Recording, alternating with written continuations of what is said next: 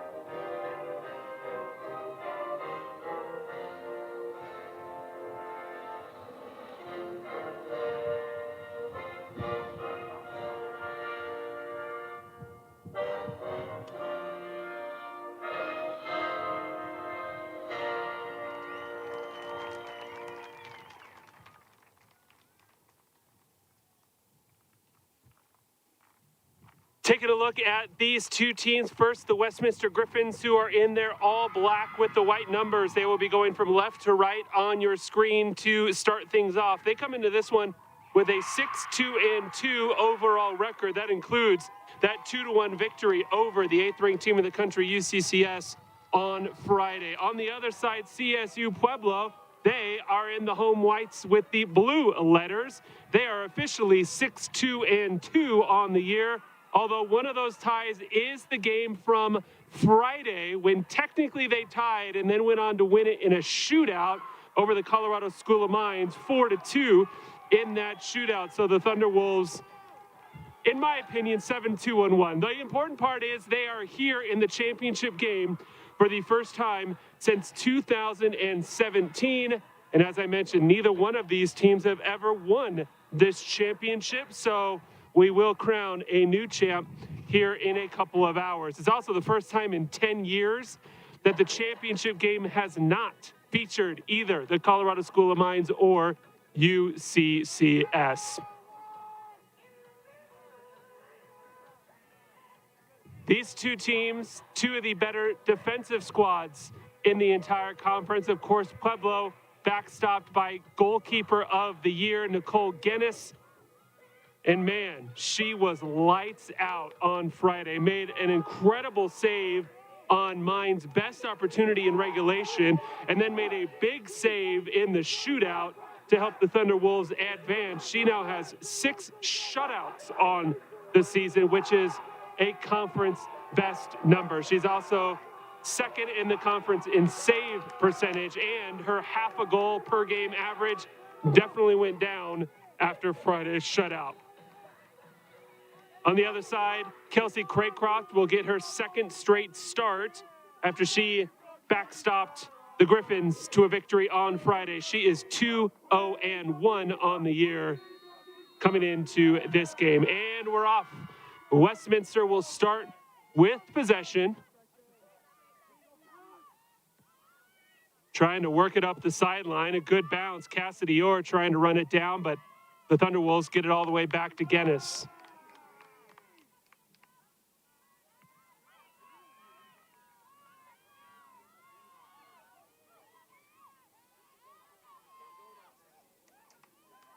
Pueblo looking for their first attack attempt. This is Litzy Cerna trying to run it down, comes away with the steal.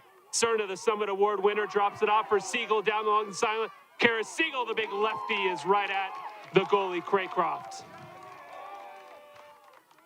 So the first shot of the game comes off the foot of Kara Siegel. She actually had 3 shots in the semifinal, all of them on goal. So a dangerous left side attacker for the Thunderwolves is Siegel.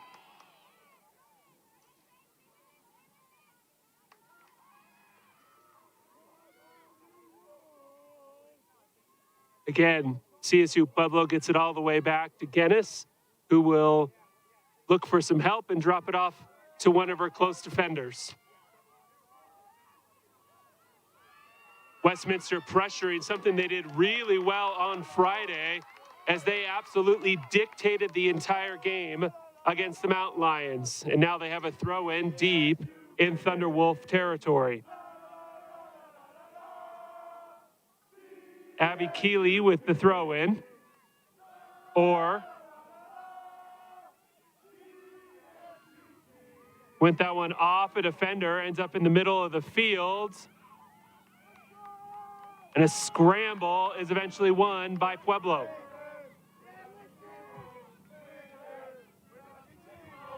Cerna with 2 Griffins around her.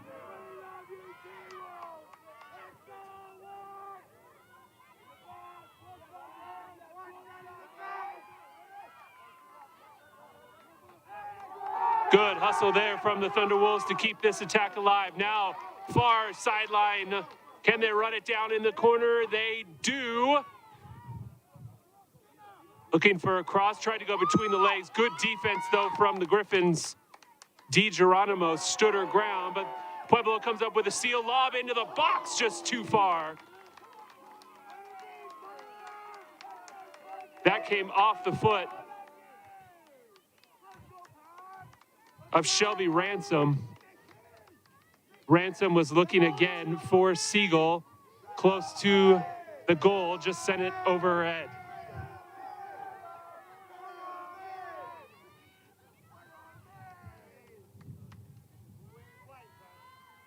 Estrada with a big boot. We've seen quite a few of those over 2 days. And now the Griffins with an opportunity, can't quite get around that last line of defense. It's poked out of bounds, and they'll have another another throw-in.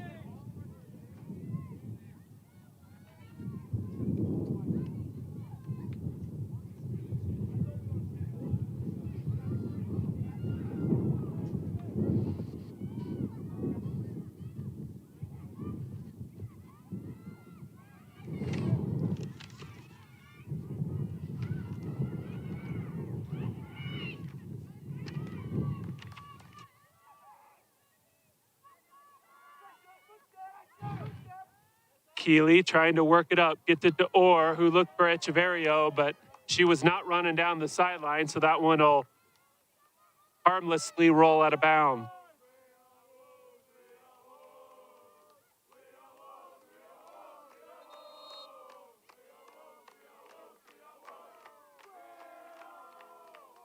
CSU Pueblo section, cheering section back here for this one. Siegel did a good job to go up and get that one and got it to Jefferson, who then in turn lost it, but comes away with another steal. Estrada, nice toe poke to slow down the attack, and then she picks up a foul.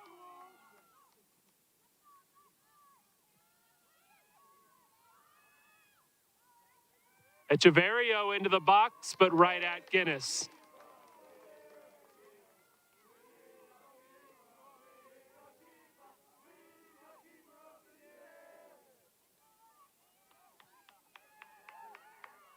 Guinness had 12 saves in that first game on Friday.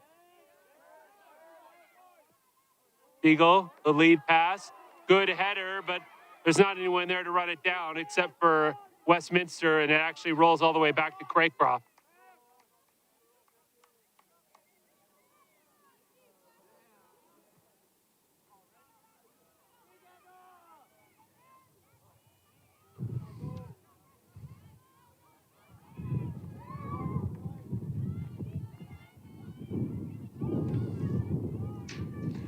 Five minutes in, both teams with one shot.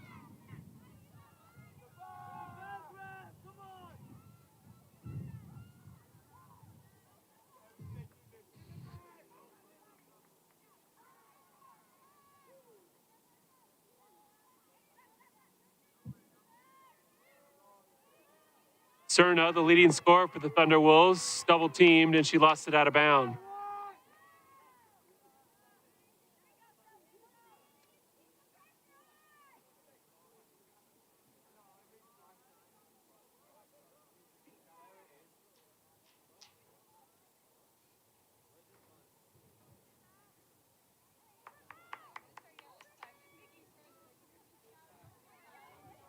Oh, steal on the far side by the Thunder Wolves, looking for a feed in the middle, but it ends up on the foot of a Griffin who clears it. And now another steal from Pueblo. Another lead pass along the sideline. Faith Meredith, the centering pass. And the defense got back just in time. That was Keeley, who was able to knee it out of bounds. So a corner kick for CSU Pueblo.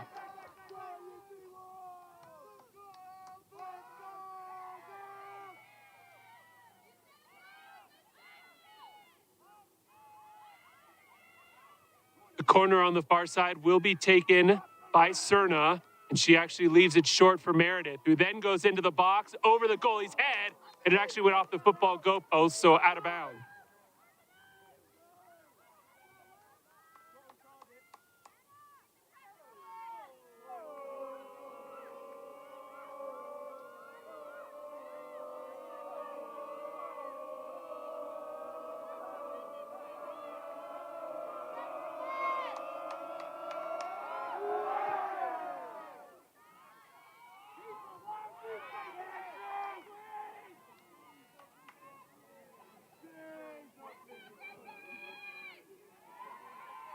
Griffin's looking to work it along that far sideline, but weren't able to control it. So CSU Pueblo once again with an opportunity to attack. And a bump, but they're going to say advantage, staying with the Griffins. Echeverrio now. Or a long shot deflects off a couple of defenders and then is headed out.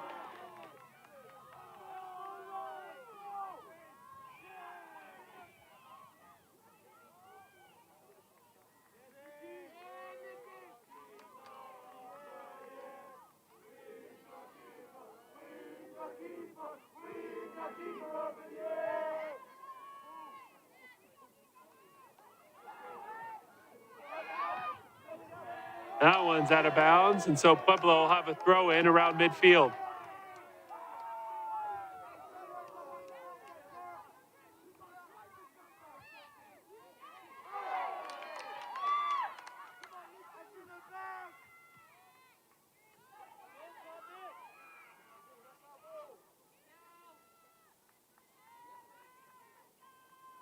Battle down in the corner. It's going to be won by the Thunder Wolves, at least initially. Echeverrio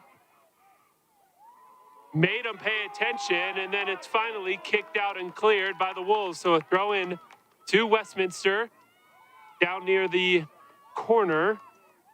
It'll be Keeley who will throw it in. She quickly gets it into Orr.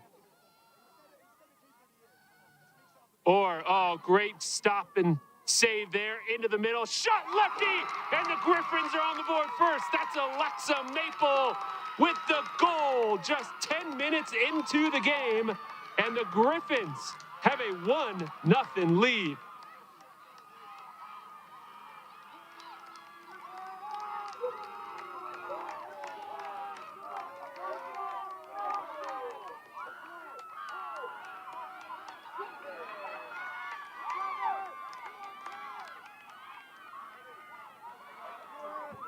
For Maple, that is her 5th goal of the season, the leading scorer for Westminster. And then she actually picks up a yellow card for her celebration. So Maple with the goal, but also a yellow card. The Griffins able to capitalize first, though. 3 shots in, and they have their first tally.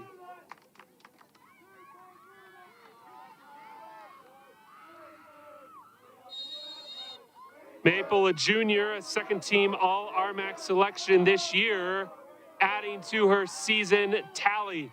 Now the Thunderwolves looking to strike right back down the far sideline. It's out of bounds, but they'll have a throw-in.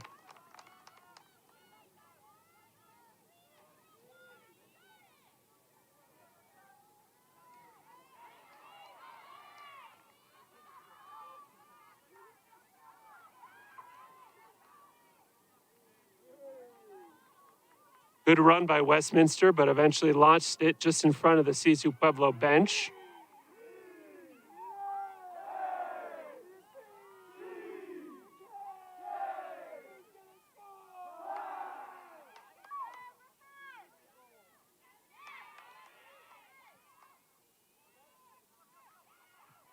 There's Orr, who comes away with it. Tries to feed it up. Maple running towards it. Good block. Still there. Echeverrio. The defense can't clear. It's sent straight up and eventually headed out of trouble, at least initially. The Griffins get it right back. Echeverrio leaves it for Tay. Battling Cerna. It's going to go out of bounds. And a corner kick for Westminster.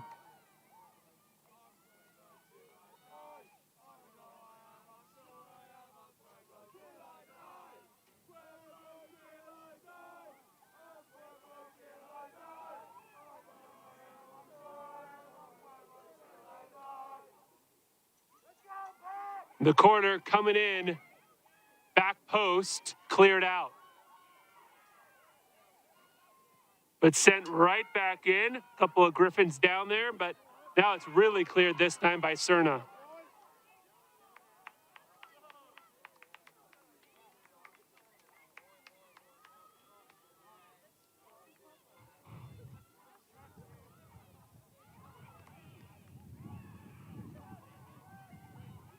Westminster looking to mount another attack. They go down the sidelines for their captain, looking for Braun, who tried to center at Echeverrio. Tried to redirect, just not quite enough on it. Echeverrio did have an assist in the semifinal.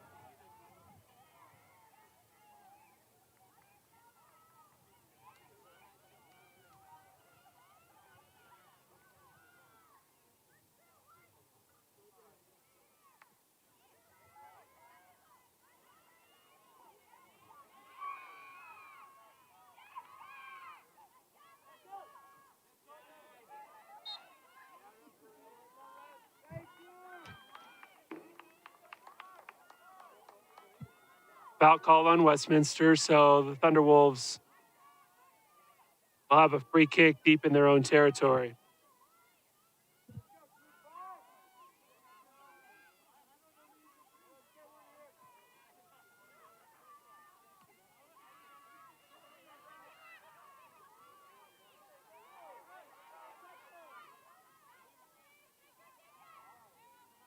Orr did a little bit of a stutter step, and it worked out to her favor. She's able to come away with it, send it into the middle of the field, but it's booted right back out.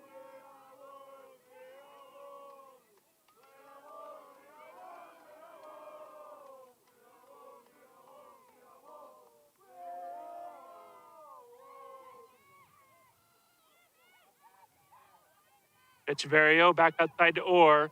Orr lost her footing. Then again, it's booted out of bounds.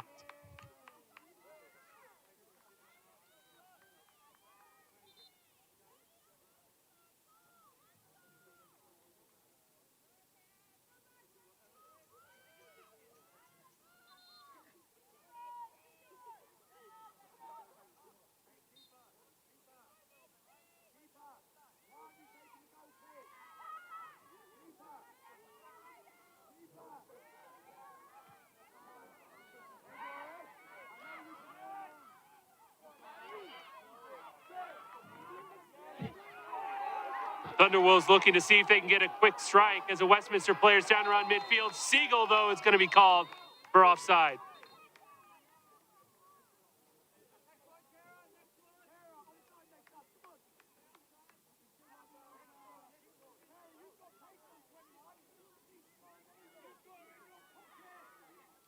It looks like that's number 7, Hannah Tay, who's down. Tay is senior.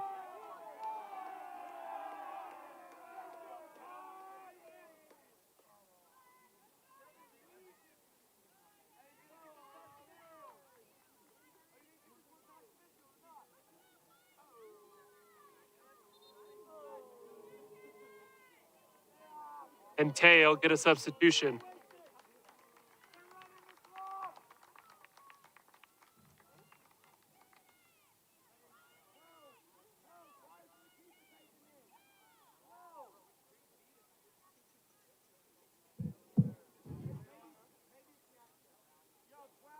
15 minutes in, 30-46 left on the clock, and Westminster with a 1-0 lead off of a goal from Alexa Maple.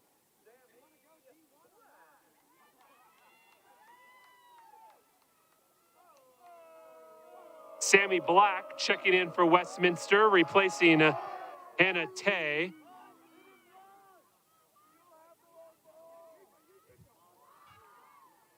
As the Griffins looking to push once again. Nice drop off, the feed into the middle, off the foot of Maple. Couldn't quite connect hard enough this time.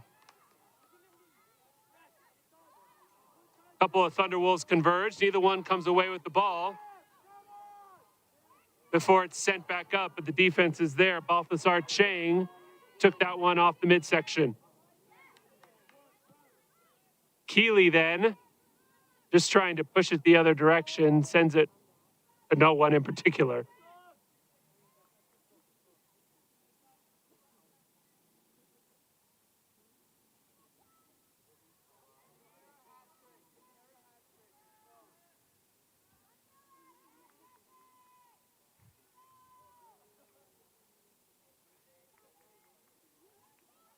Out of bounds and a goal kick to the Thunderwolves. So that Westminster goal is actually the first goal that they've allowed in 4 games. They had been on an absolute roll when it comes to the defense.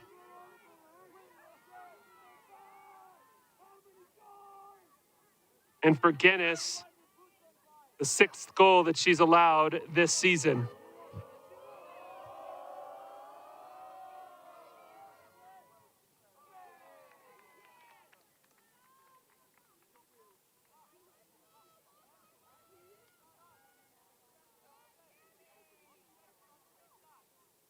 Keeley went looking for Black and threw it to a Pueblo defender instead. So another throw in from Abby Keeley.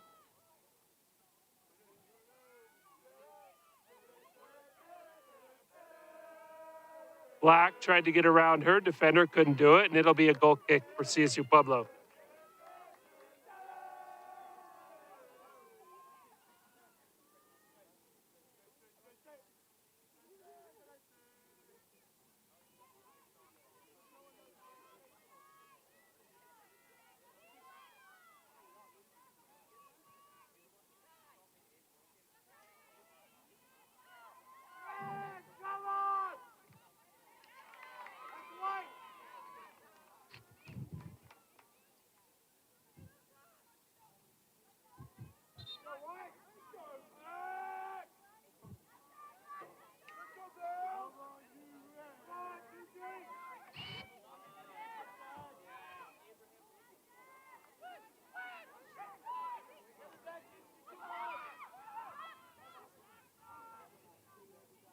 Estrada tried to feed it to her teammate and left it a little short. Luckily, it's run down by Balthazar Chang because Jefferson was right on top of it.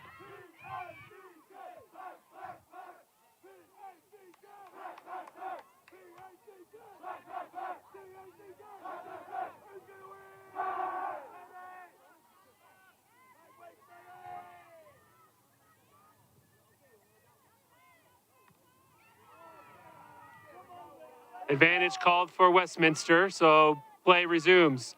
Maple drops it off for Braun. Who then sends it out wide, gets it right back. Good 2-person game. Into the middle, just in front of the goal, all the way to Echeverrio, and they're going to say the ball went out. Westminster with another golden opportunity. There just wasn't anybody there to finish it off.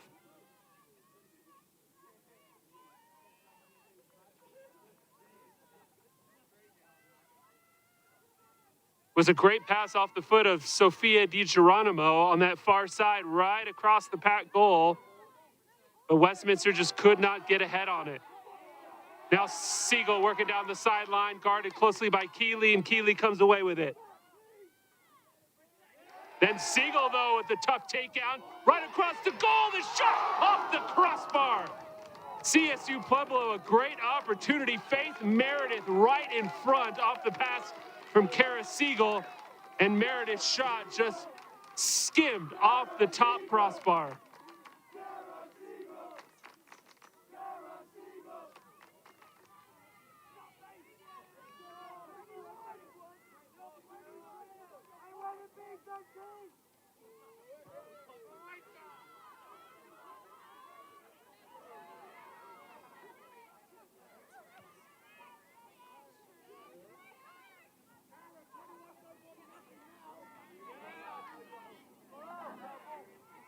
Meredith again, now Siegel. She's got Meredith wide. Meredith is offsides, though, so she just sends it deep and out of bounds. The defense did a great job of stepping up as Meredith had a spot, but that last defender took a quick step up and turned her offside. So that ended Pueblo's attack there.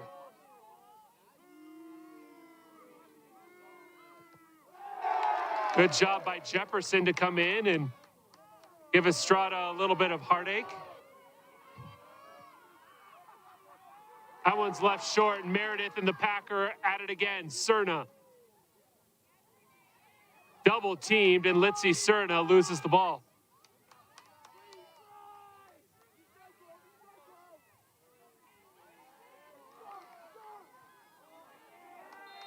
Cerna came in hard, and Estrada is on the ground.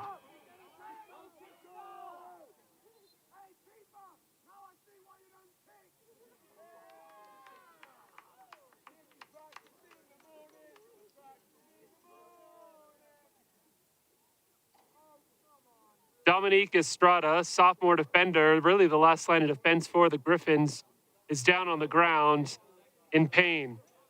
That would be a big loss, as she actually had both assists in Friday's semifinal matchup, and she takes all their free kicks. She's got a big right foot on her, easily sends it half the length of the field. Cerna looking over her, that was the player who collided with her, making sure she's okay.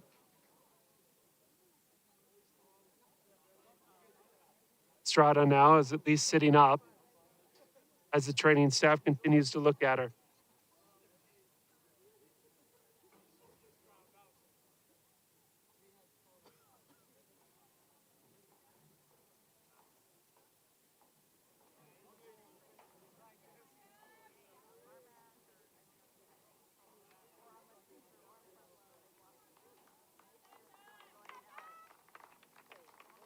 Cerna gives her a pat on the back and some encouraging words. Is obviously not her intention to injure anyone. Estrada is helped off the field.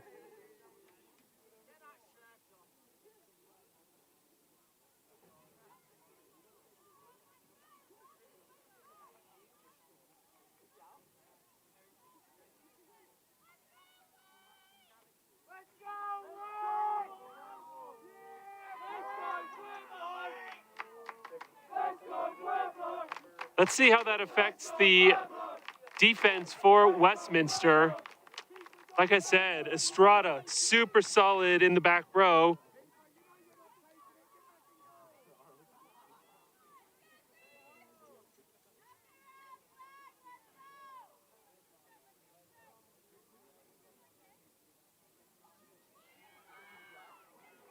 Checking in for Westminster is number 24, Kylie Morgan.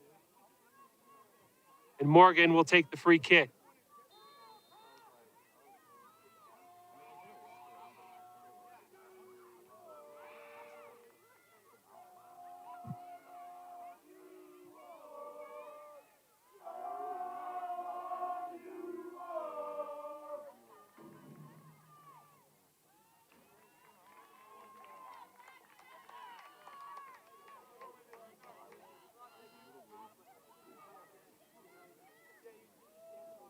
A corner kick for Westminster. Heading over to take it is Maple, who has the one goal in this game.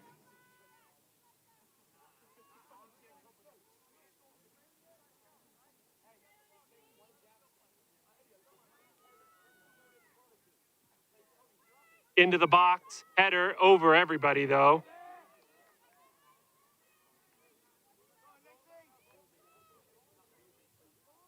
Litzy Cerna trying to work it up quickly and pressure that back row defense as they get it all the way back to Craycroft, who can't control it. Sees Pueblo with a golden opportunity. Meredith, the shot, and it's in, and Pueblo ties it at one apiece.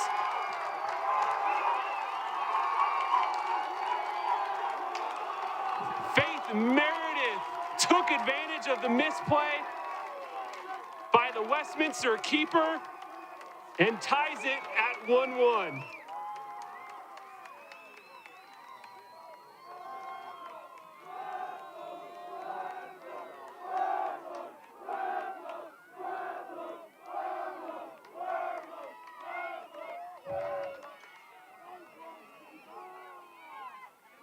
for Meredith. That is her second goal on the season, the junior.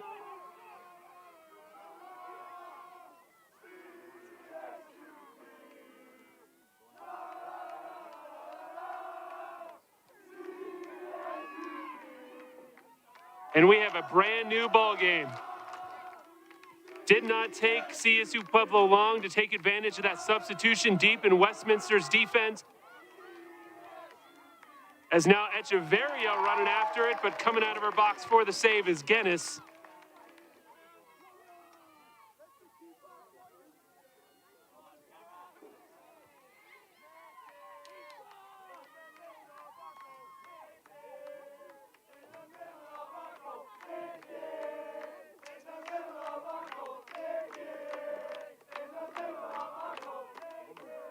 Oh, the Thunderwolves, another opportunity, trying to thread the needle. Siegel run it down. Nope, it's picked up.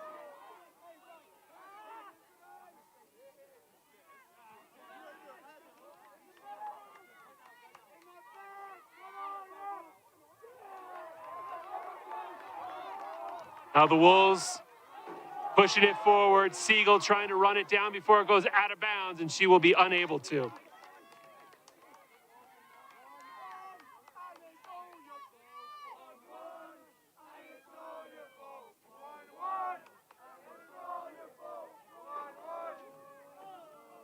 Craycroft with the goal kick. She'll probably take all of them now that Estrada is out.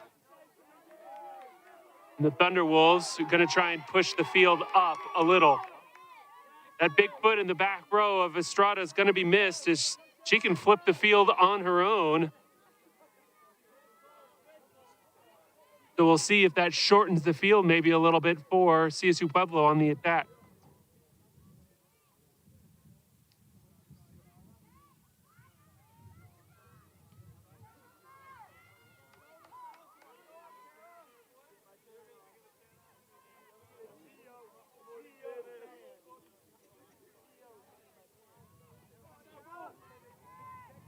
Keeley came running under that one, and then Siegel does a great job to keep it alive.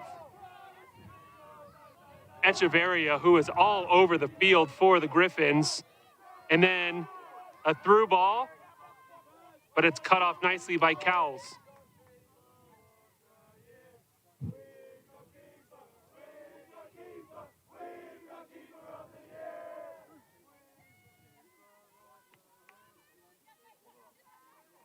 Jefferson with a nice individual move to spin it back around, then tries to get it out wide, but she slipped as she kicked it, so didn't have as much mustard on it as it needed.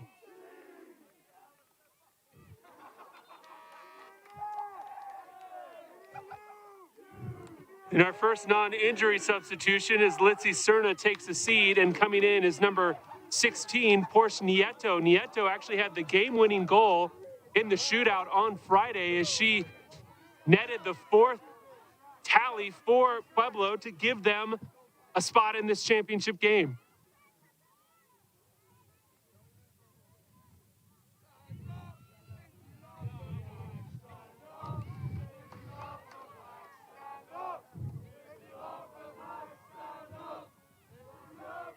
Echeverria again, can she get around the defender? She can. The first one, the second one, different story. Soft pass, Maple now looking for some help. Spin move, Alexa Maple's shot is blocked.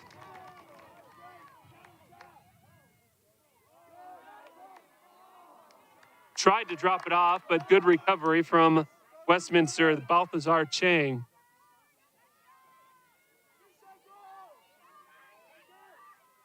Maple with the lefty, but it's right at Guinness.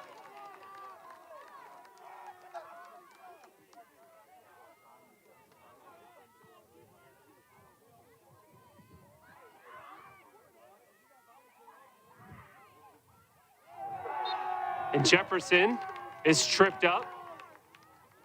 So CSU Pueblo with a free kick in their attacking half.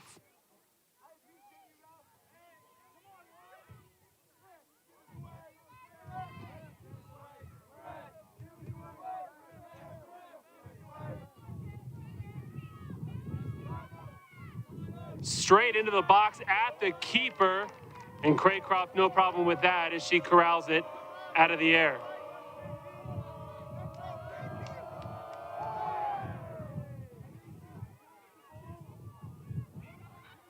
Long lead pass, Cassidy Orr trying to take advantage, unable to run it down. Big kick from Craycroft gave Orr an opportunity, but she couldn't quite corral it.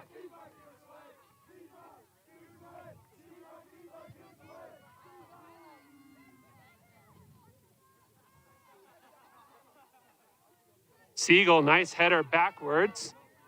Jefferson with a little bit of a shoulder shove, yep. Foul on the Thunderwolves and a free kick for the Griffin.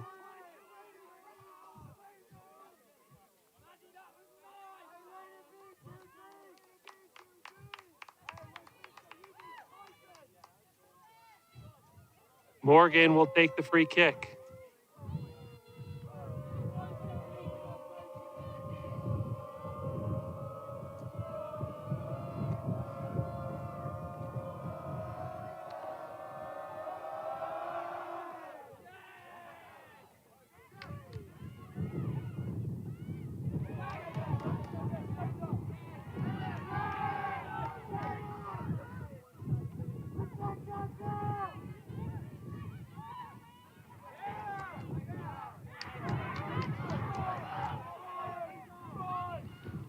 Meredith, the long lead pass. Craycroft is going to come out of her box and send it the other way.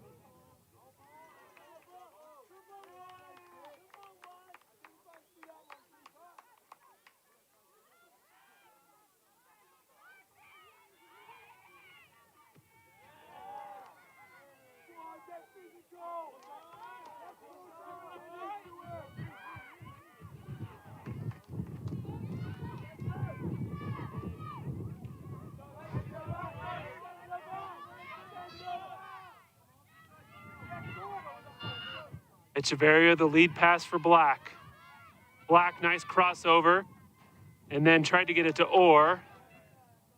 Maple, the header right back in. Cassidy Orr now. Crossover, got away from the defender! And Cassidy Orr gives Westminster a 2-1 advantage.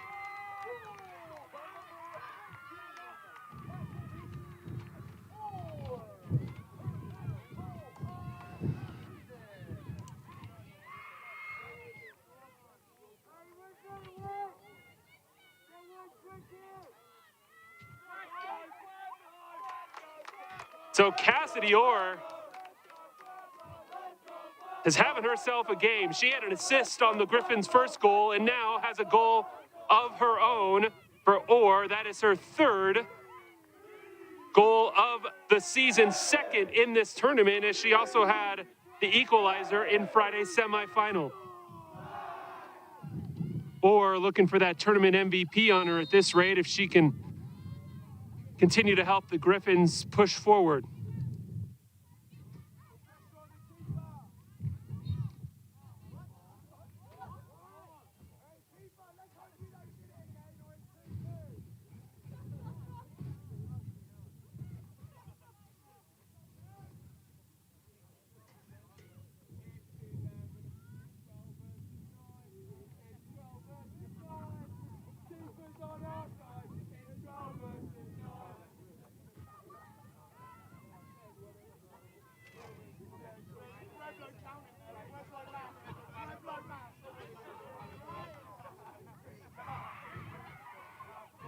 Thunderwolves now looking for another equalizer.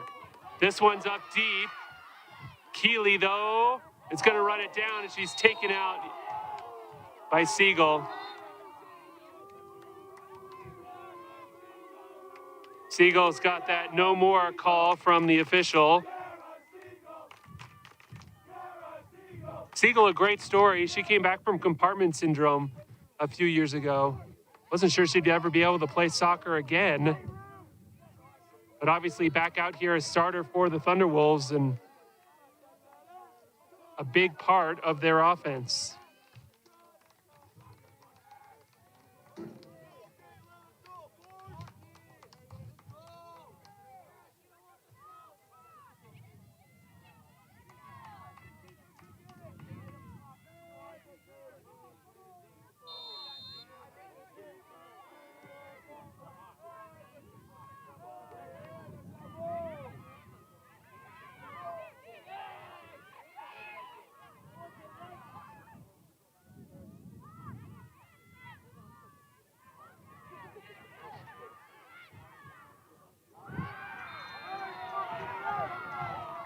They're going to give another free kick to Westminster deep in Pueblo territory. That timing must have been just off because it looked like those two collided at the exact same time.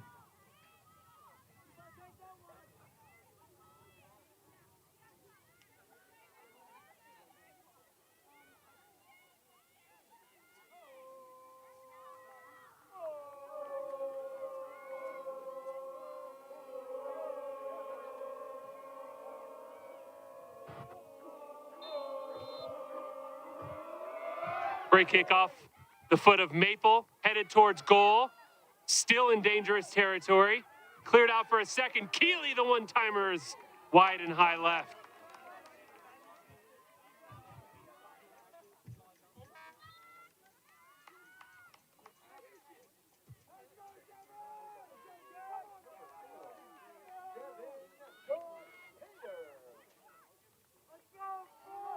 Devin Dontater, the freshman, checking in for Pueblo, replacing Siegel.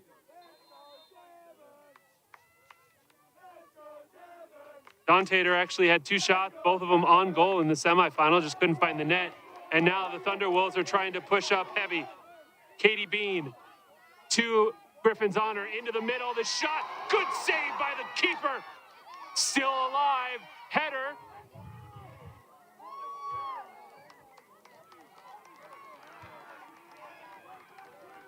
Craycroft did a great job to get a hand on that one because the Thunderwolves were eyeing a tie.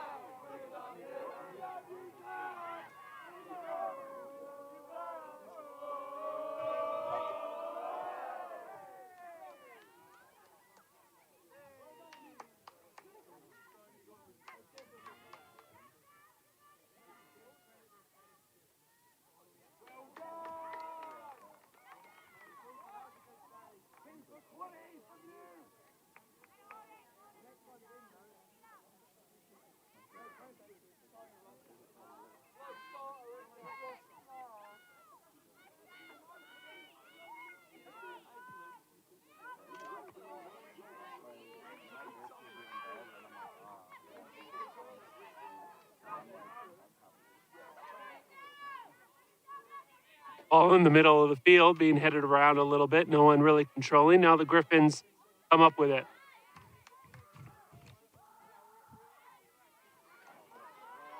And a steal around midfield for the Thunderwolves. They're pushing again. That's left way short, though. And booted the other direction. And Orr, who's already got a goal and an assist, is there. That shot, though, is high and off the mark. That one was put on target by Rebecca Wheeler.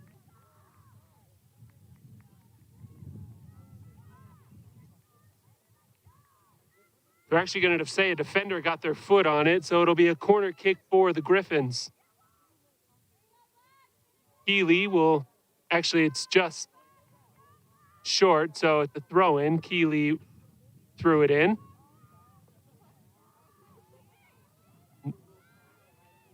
Another good centering pass, but the Griffins just didn't have anybody there.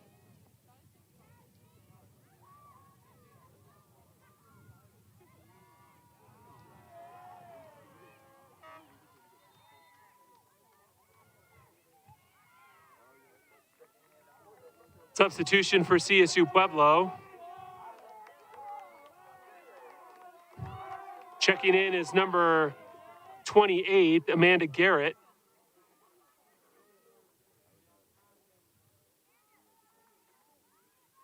Garrett from right here in Colorado Springs, attended Sand Creek High School.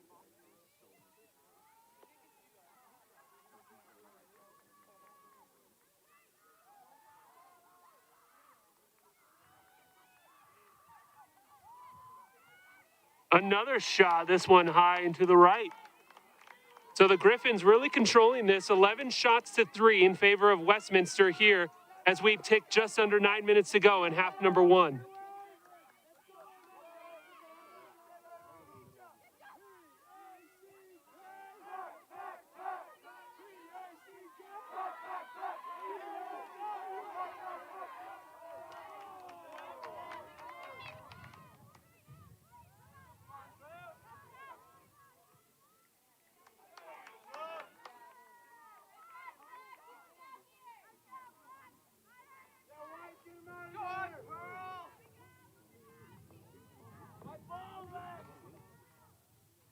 Westminster just working their way down the sidelines with throw-ins as they've put it off a Pueblo defender 2 straight times.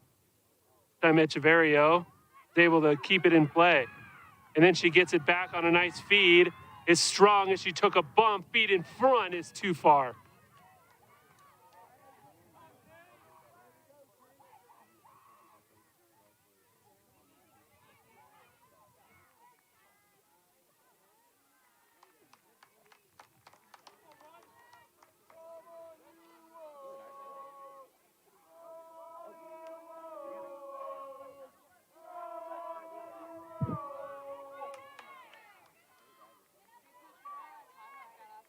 Wheeler, the centering pass.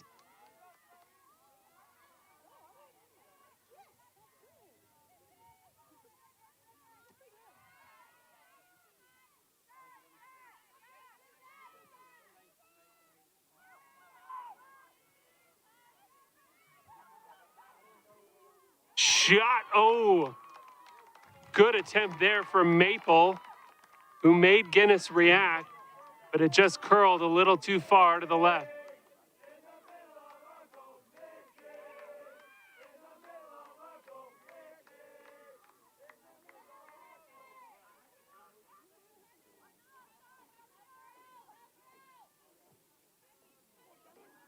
Long boot up.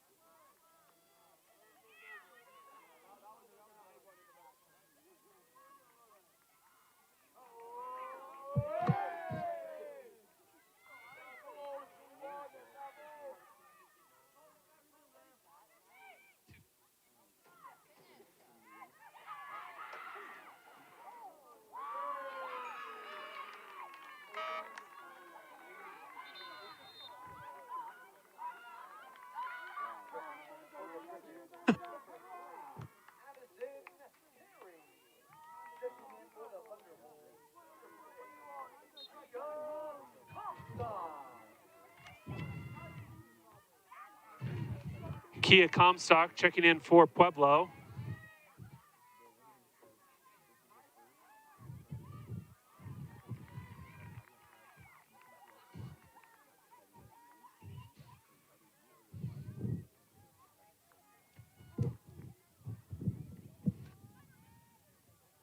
.5:15 to go in half number 1. Westminster holding on to a 2-1 lead. They also have a 13-3 lead in the shot category, as both of these teams looking for their first ever RMAC women's soccer title, tournament title.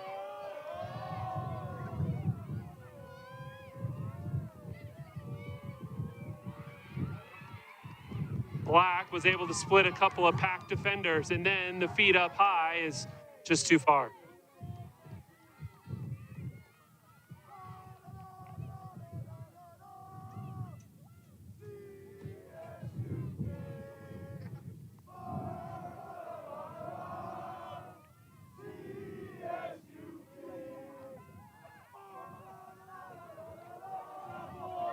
That looks like it went off a Griffin and should stay with the Thunderwolves. Yes, it does. Yeah.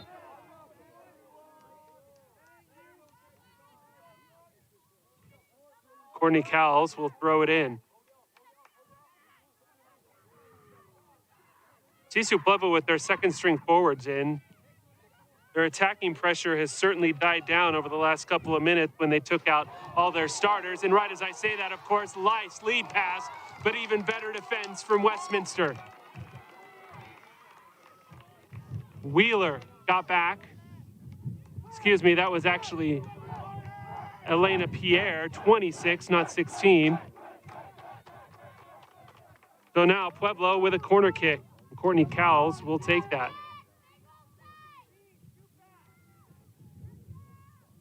Actually, a short throw in.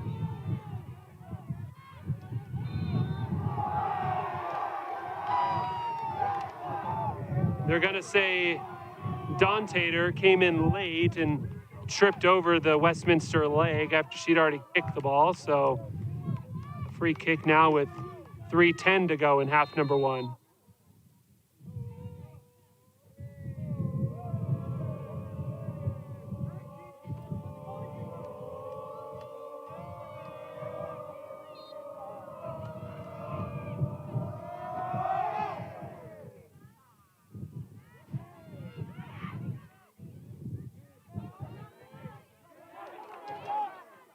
Oh, good two-person game there from Pueblo. Now they have an opportunity. That pass too far.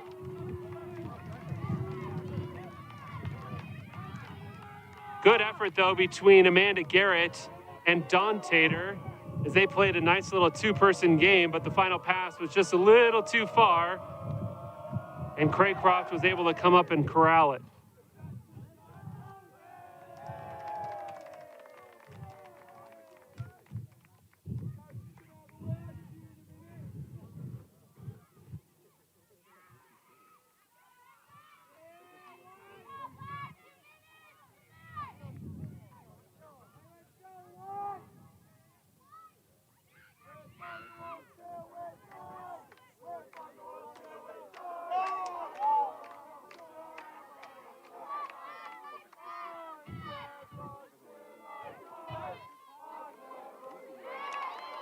Echeverrio comes away with the steal.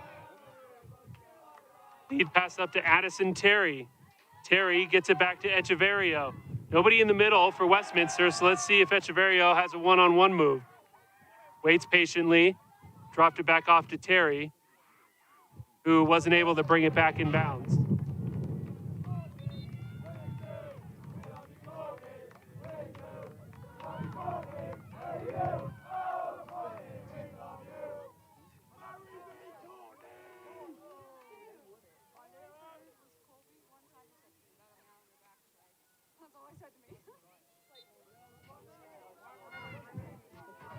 One minute to go in half number one.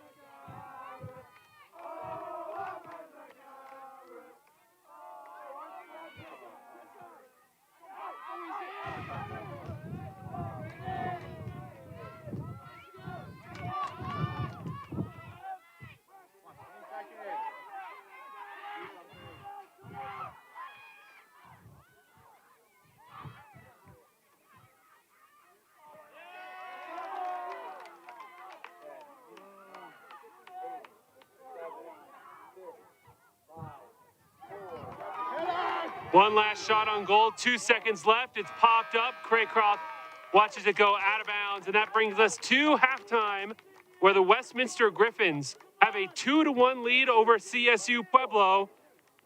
And now only 45 minutes separate Westminster from their first ever RMAC women's soccer tournament title.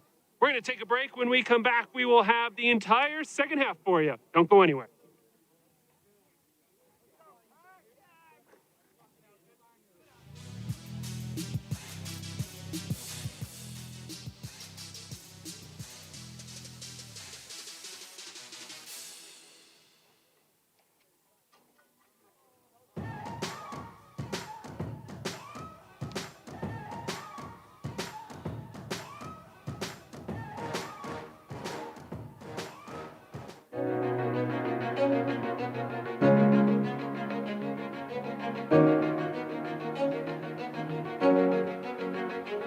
It only takes one.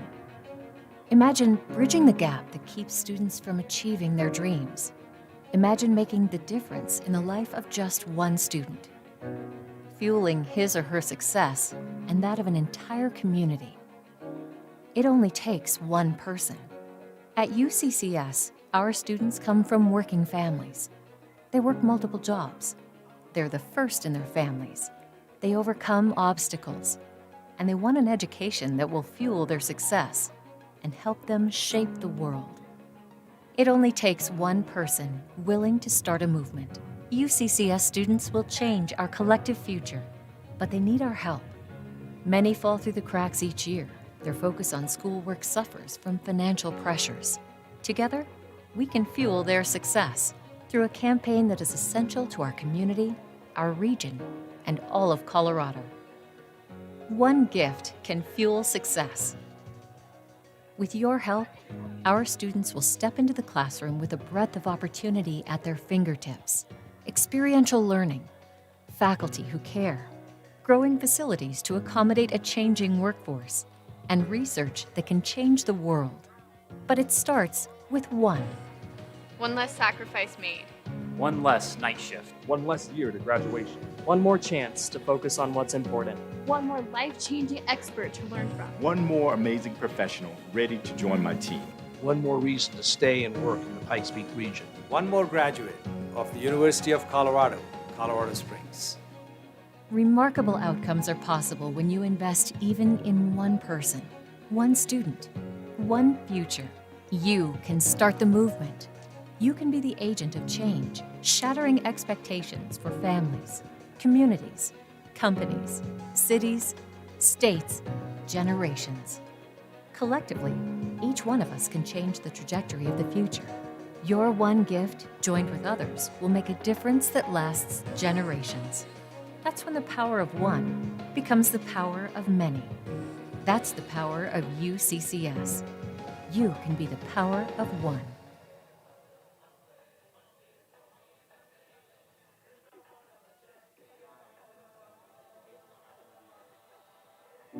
I wanted to be around people who understood me. Just being able to sit next to someone in class who has seen the same things I've seen, being a woman and Hispanic in the United States. Different people, different backgrounds, different cultures. Diversity, it helped me find my identity in who I was. I'm Caitlin Broadwell. I am a student at Colorado State University, Pueblo.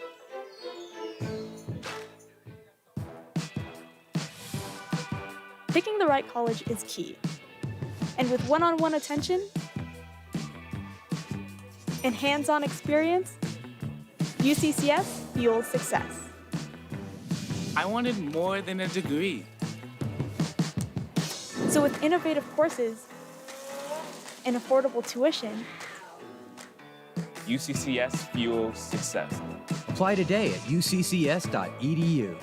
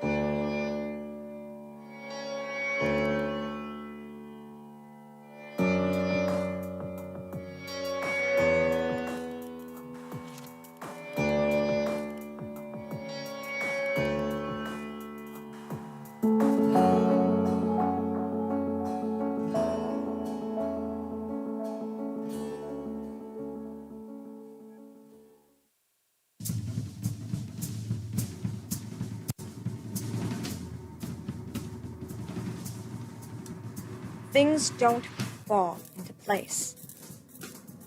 They take root where you choose to dig. With drive and diligence, power and spirit, nerve and heart. It's about effort, strength, intent, risk, and unwavering resolve. So leave your bubble, find your element, make your way. Clear a path for one, for some, for many. This is Westminster College, where success comes to those who don't rely on chance. Where you claim a life of consequence. Where opportunity is really just energy and direction. And you.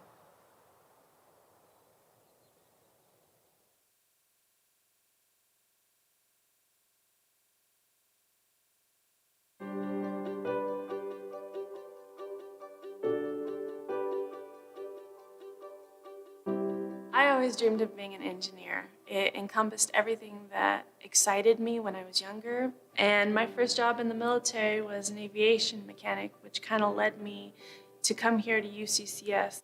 UCCS fits a niche that none of the others do. It's that first generation kid that wants to go to college. And if we're able to successfully help that kid through college, they can become an incredibly productive member of the community. And odds are, if they become a college graduate, their children and their grandchildren are going to become a college graduate. It's going to seem hard.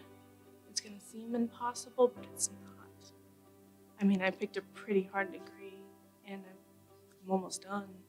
And I've been a single parent the entire time. 70% of our students work and go to school. First of all, I would love to see them supported, but they're also entering the workforce with that work ethic in their mind. That means they are going to hit the ground running and make a difference for the organizations they work for. I've had some pretty hard financial crises during my time in school. Adulting is hard, for sure. But I'm not sure I would have been as successful during this time without that aid as I have been, because after my first year, it's been there, it's helped me, and I've continued to work harder because of it, because I don't want to let these people down. You know, they're investing in me and my future, and I want them to be proud of what they put their time and money into.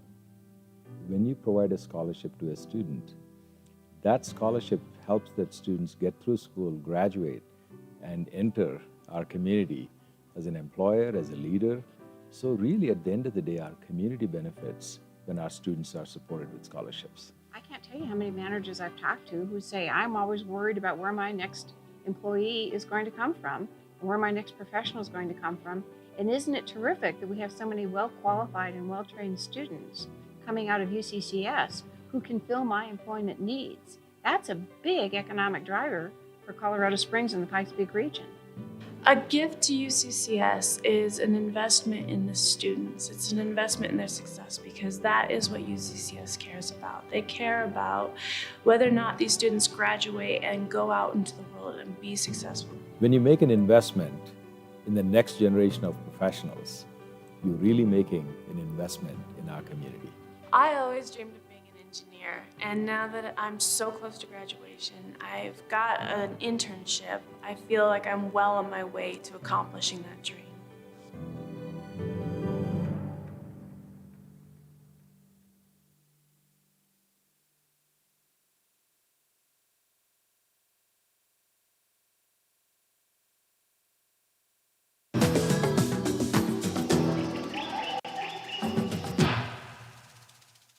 The mountain lion is one of the strongest members of the feline family.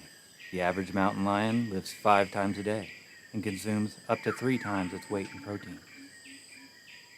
It shares many characteristics with its domestic counterparts, the good and the bad.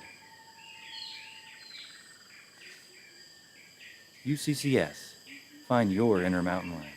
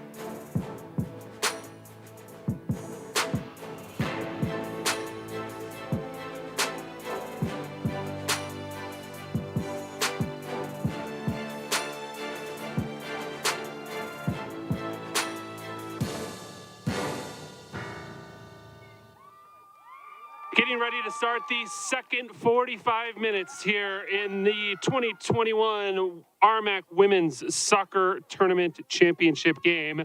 Westminster holding on to a 2-1 lead after the first 45 minutes. A quick rundown of some of the stats. The Griffins with 12 shots, CSU Pueblo with 6.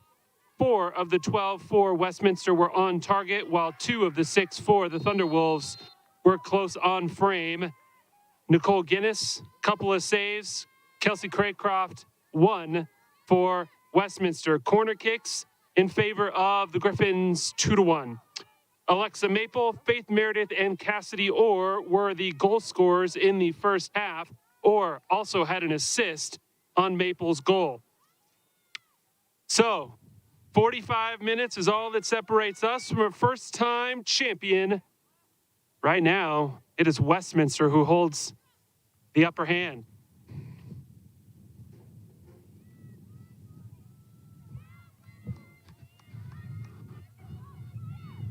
And it looks like Dominique Estrada is back in the lineup. She just took that free kick for Westminster, so that is good news for the defense, as Estrada, a stalwart, deep for the Griffins.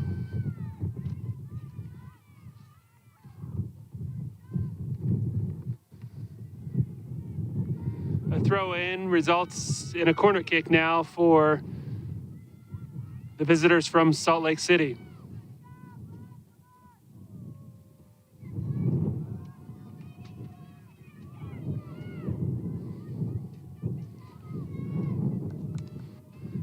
Wind has picked up a little bit out here at Mountain Lion Stadium.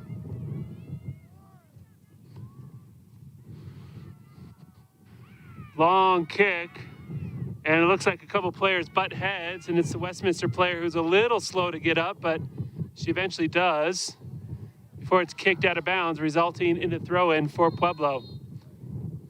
And actually, that Westminster player is back down on the ground. It's number 7. The senior captain, Hannah Tay.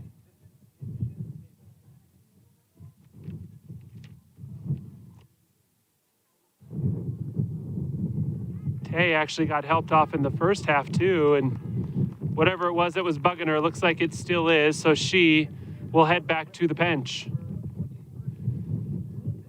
And Brene Braun will check back in.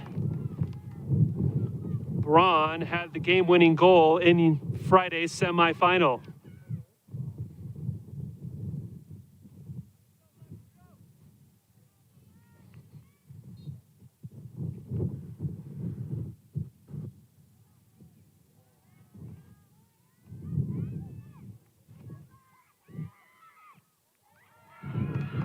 Another throw-in for the Thunderwolves as they continue to apply pressure.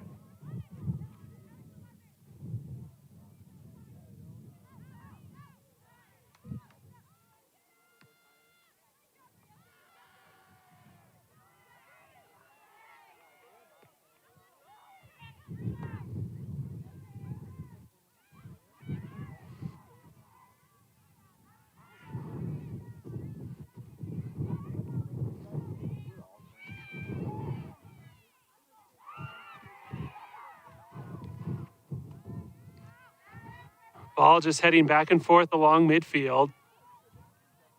Another Griffin player hits the deck, but she gets back up. CSU Pueblo soccer team must have been lifting with the football team in the offseason because they are extremely physical.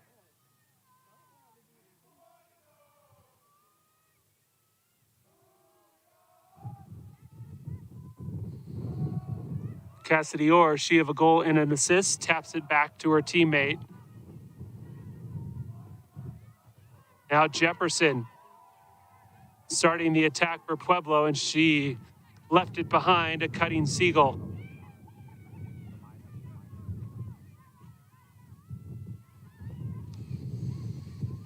Now Orr, with some space, tried to drop it off.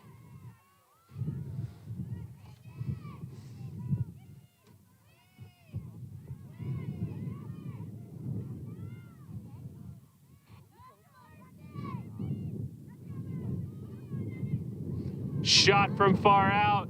Oh, and Guinness had to lean back to get it because it took a weird hop. She actually had to reach behind her to save that shot, but Nicole Guinness sends away another one. So the Griffins with a corner kick. And Alexa Maple, who has one of the 2 goals for Westminster this afternoon, will take it. Right into the middle of the box, free ball, punched away just far enough. And now the Thunderwolves trying to mount a counter. Jefferson got around her defender. Up the sideline, lost it out of bounds.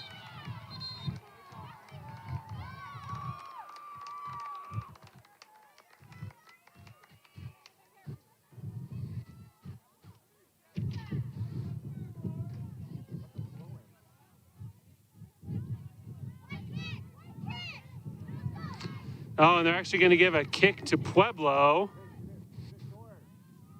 Referee did not make that clear at all, so everyone was actually back on the Westminster attacking side of the field. So now everyone's got to run the other direction. Taking the kick for Pueblo is Taylor Potter.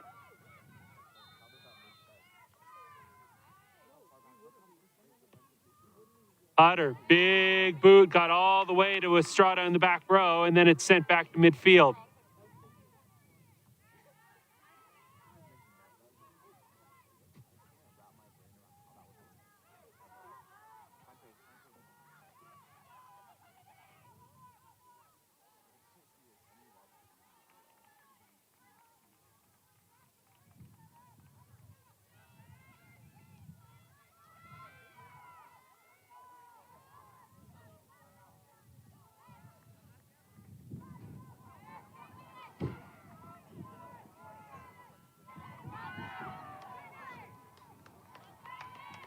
Good turn to result in a throw-in for Westminster as Orr once again was pressuring the Thunderwolf defense.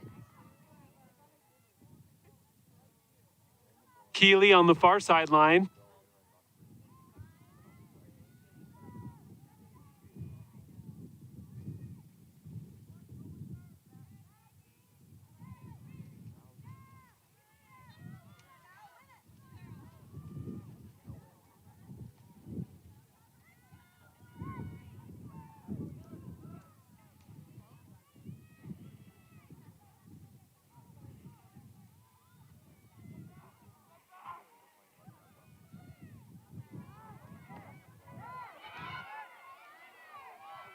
Jefferson got the turn, but then is picked back up. And then has her arms wrapped around, and threw her to the ground, and Jefferson's going to get a yellow. Jefferson was fighting pretty hard with Westminster's number 32, Alex Hoffman. And Hoffman did a good job to stay between Jefferson and the ball and picked up a yellow card.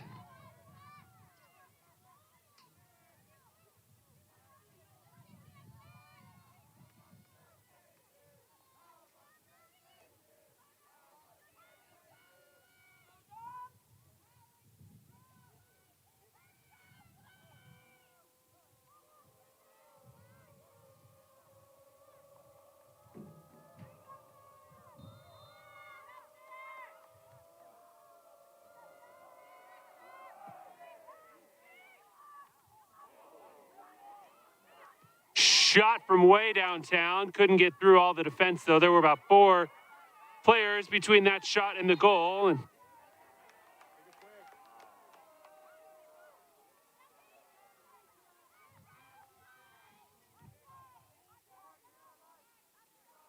ultimately, it results in a CSU Pueblo free kick from just on their defensive side of the field.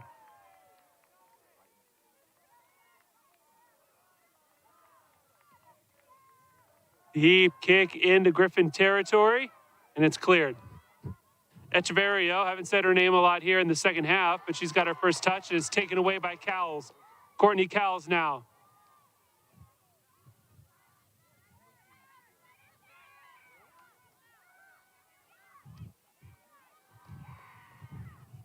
And Keeley just boots it up.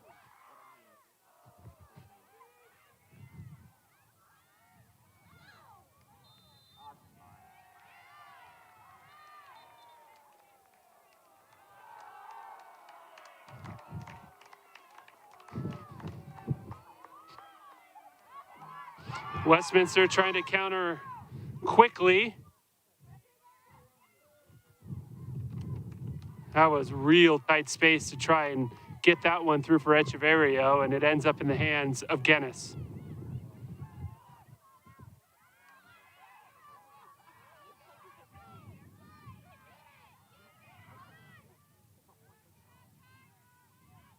Kerr first, working on the defense. Kerr first gets all the way in, and he'll earn a corner kick.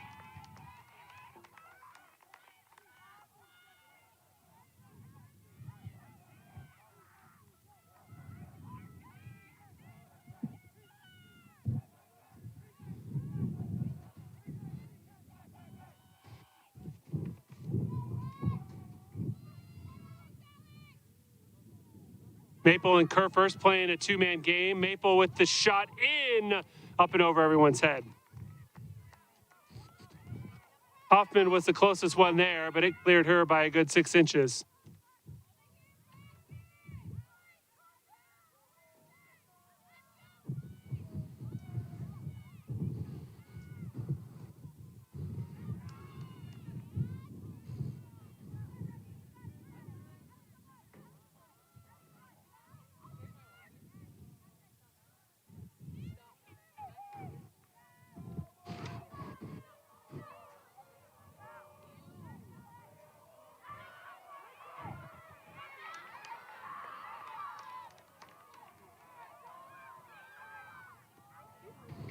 Estrada with a lead pass. Echeverrio couldn't control it as it bounced over her head. But then she runs it down in the corner, keeps it in play. Echeverrio, one-on-one with the keeper, can't split her legs. Tried to get it to a cutting Kerr first as she tried to go between Guinness's legs, but Nicole did a great job of knocking it out. Echeverrio again, this time will take the shot herself, and Guinness with the save.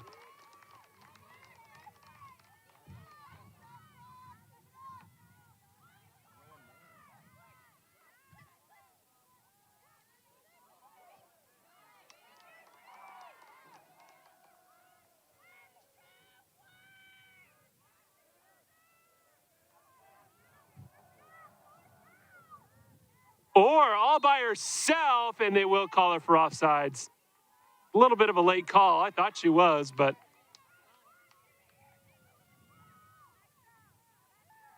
the Pueblo defense, again, did a great job of stepping up and forcing Orr offsides. Now a long lead pass, but Craycroft comes out of her box and boots it out of bounds.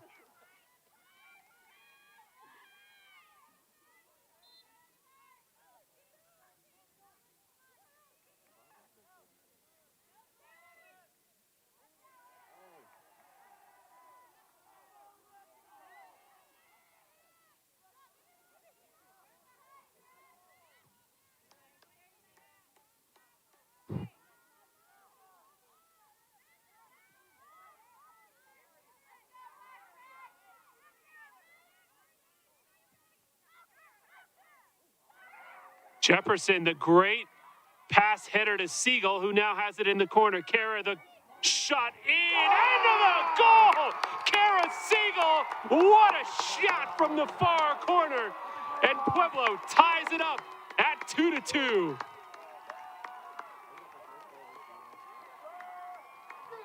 No idea how that went in, but Kara Siegel, almost a corner kick, just curved it in over Craycroft's head to tie things up.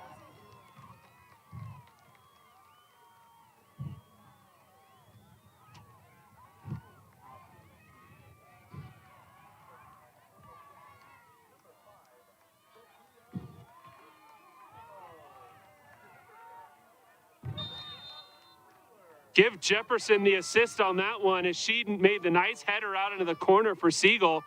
And I think Siegel was trying to cross it. She just put it in a perfect spot. For Kara, that's actually her second goal of the year. The Pueblo native played at Centennial High School just down the road in Pueblo. Scores the game tying for her hometown college.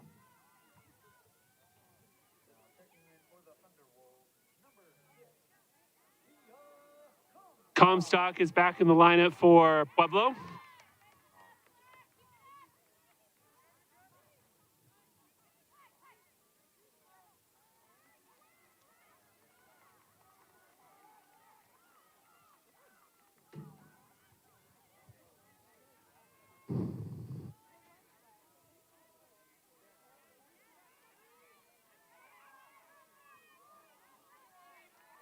Trying to bring it out wide is Westminster, run down along the sideline by Pearson. The turn by Kerr first, just too close to the line that time. It's Potter now with the throw-in. Kerr first has it back again, up to Orr.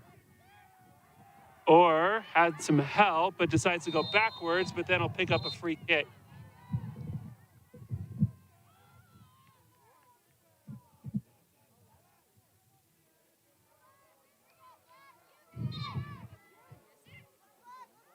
So Estrada, 43 yards from the goal. She definitely has enough laid to get it all the way there. Let's see what the runners do for Westminster. Estrada, hand up. Into the box, great ball, headed up and over. Good looking free kick from Westminster, just couldn't bring it down enough.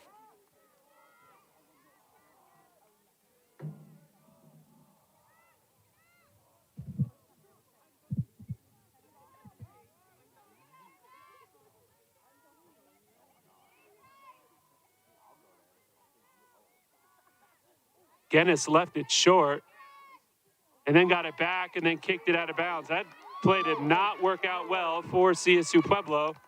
So Westminster will have another throw-in.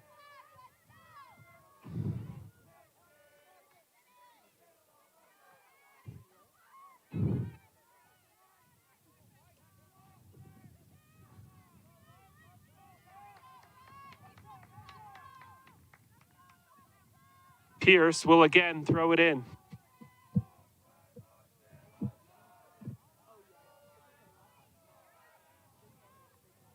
Her first.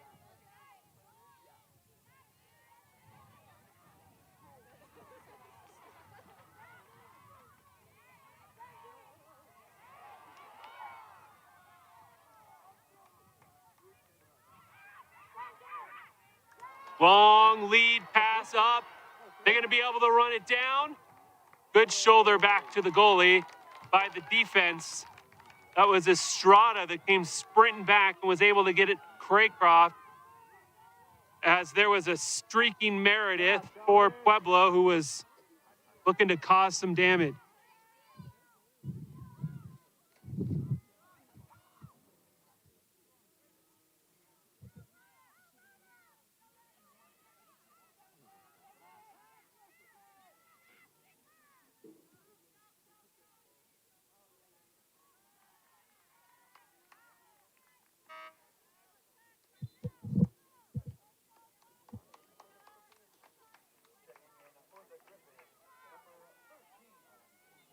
Sammy Black back in for the Griffins.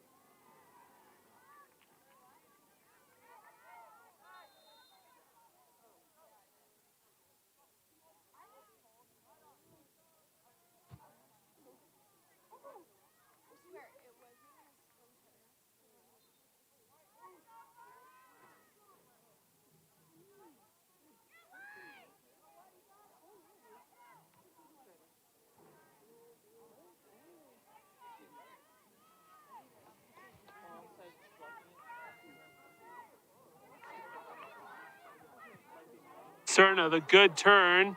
Almost got it out to Siegel.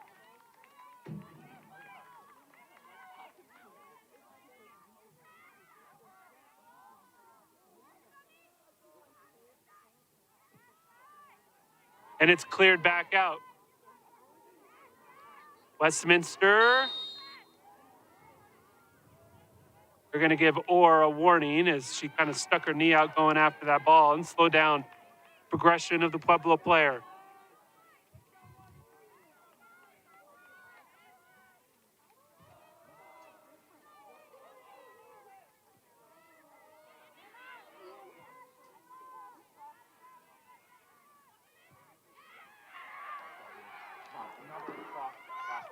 Now Pueblo towards the middle of the field.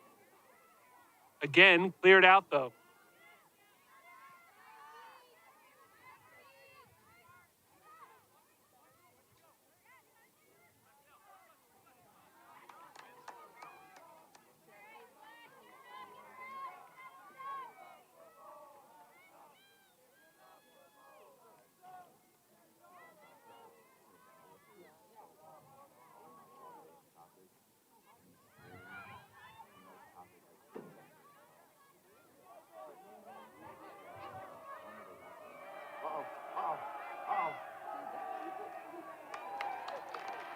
Craycroft got some pressure, and Pueblo has a throw in deep. Cerna, a little bit of room to play with, but can't keep it down at her feet. Now Litzy, the turn and shot, and right at Craycroft.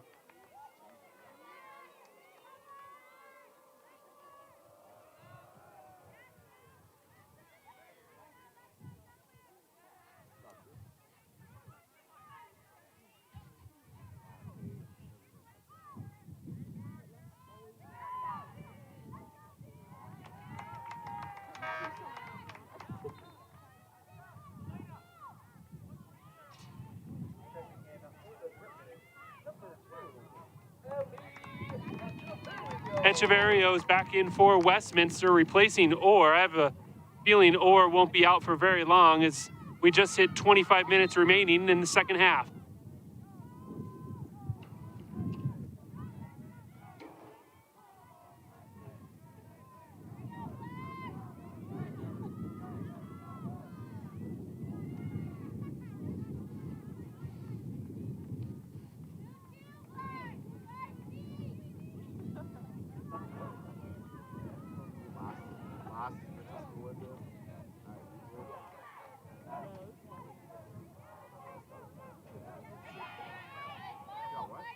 Kerfurst in the center of the field.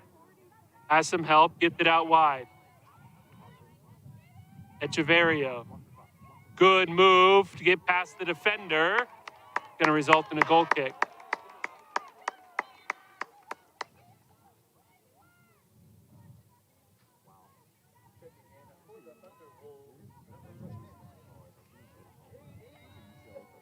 Katie Bean, a freshman, checking in for Pueblo, replacing Siegel on the front line.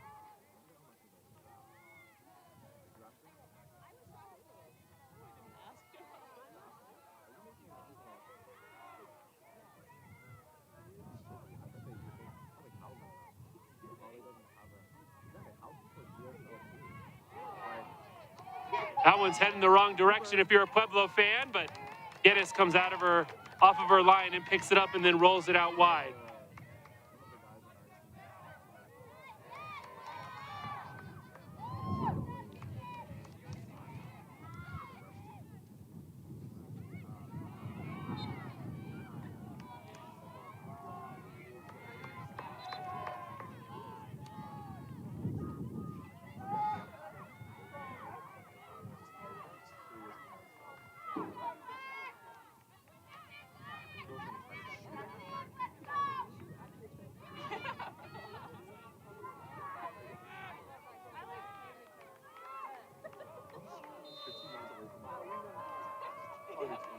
Free kick from midfield, Estrada.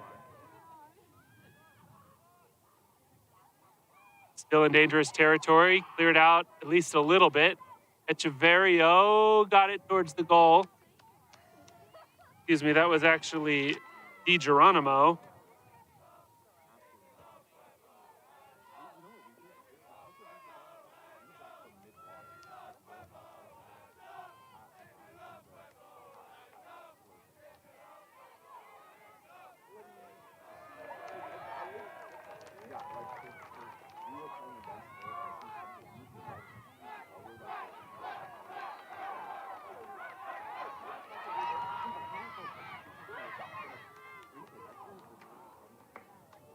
Thunderwolves tried to get it up Cerna, but too far for the team's leading scorer to be able to run it down.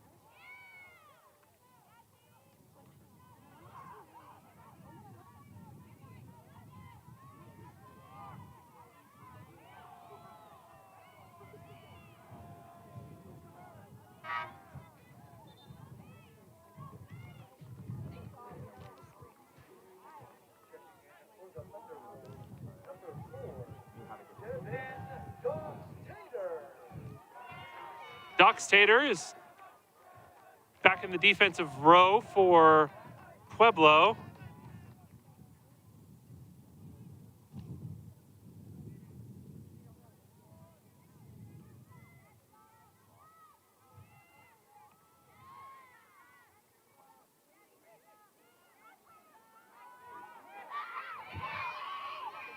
Kerr first in a foot race. Not going to be able to win it. Good sliding tackle as that was all ball from Pueblo's defender, Bridwell. Kerr first a little slow to get up, but that was a clean tackle by Bridwell.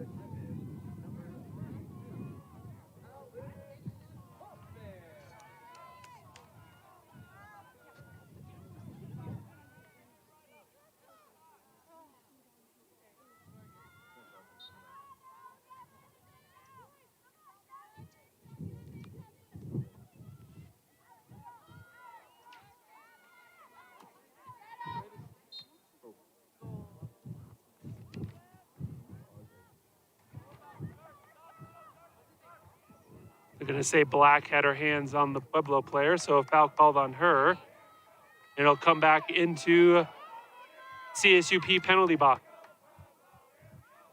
Under 20 minutes to go in half number 2.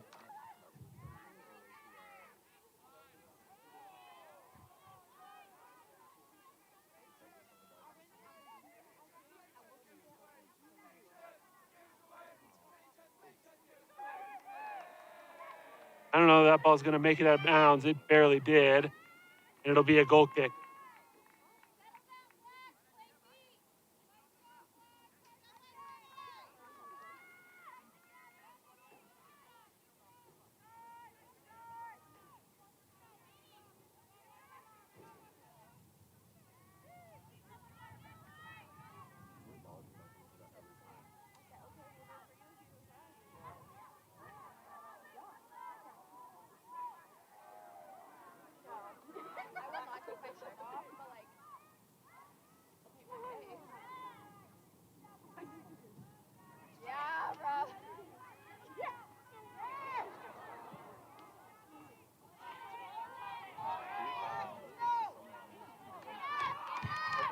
Westminster on the attack. Good through ball. Echeverrio, but off of her line quickly with the nice save is Guinness. Echeverrio was looking for one last tap, and Guinness beat her to it. Now Kerr first, trying to keep it alive, and it's out of bounds and a free throw. A throw-in.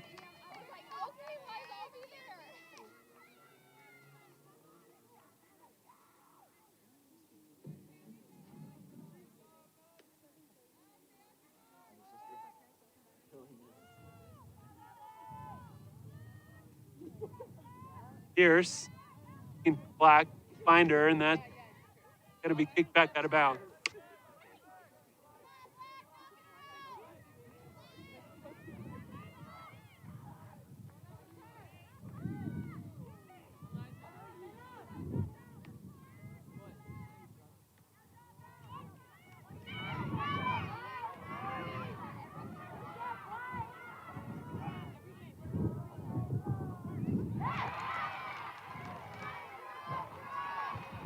Thunderwolves keep it alive down that far sideline, and they'll get a throw in deep off of the nice hustle from Bean.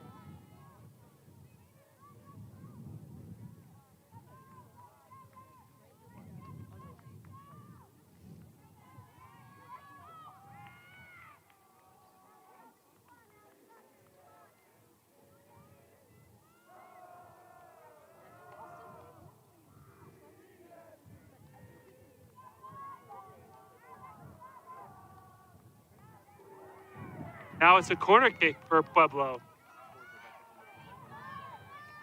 Outside of the goal from Siegel, the Pueblo offense has been pretty quiet here in the second half.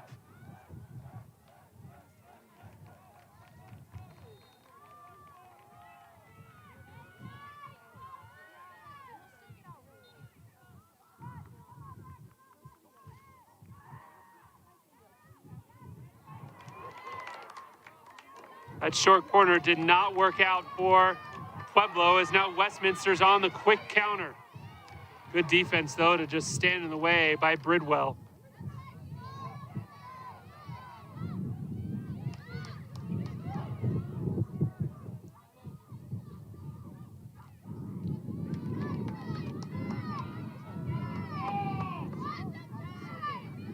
Black dropped it off for Echeverrio.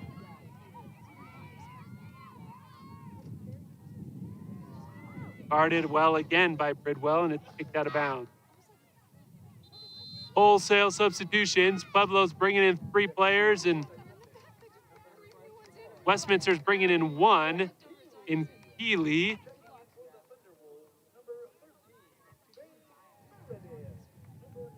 Meredith, Jefferson, and Siegel are all back in Pueblo.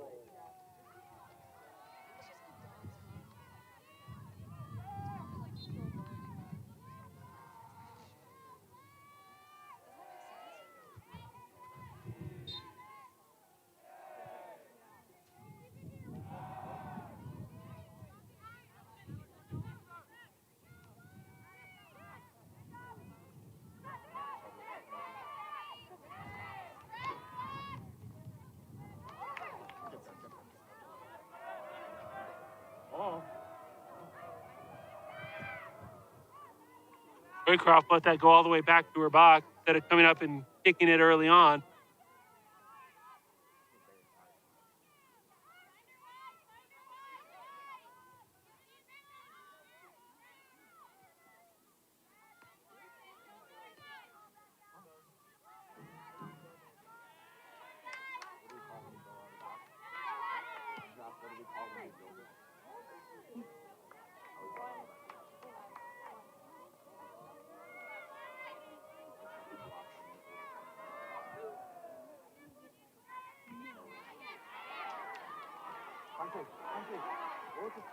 Great through ball, just too far.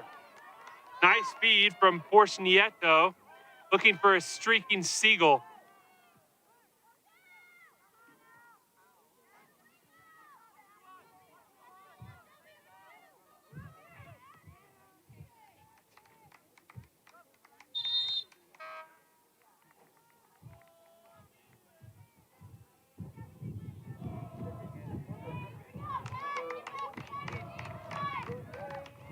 Braun is back in the lineup, replacing Black for Westminster.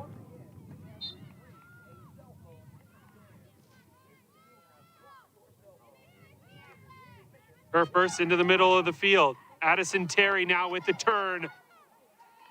And a corner kick for Westminster.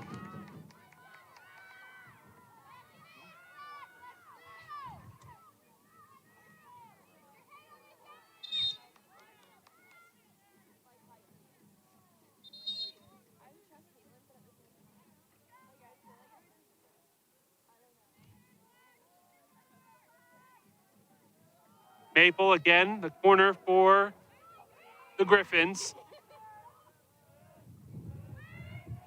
Good ball headed towards Nett, but a little wide. Good set piece there from Westminster, just a little bit too wide of the right post.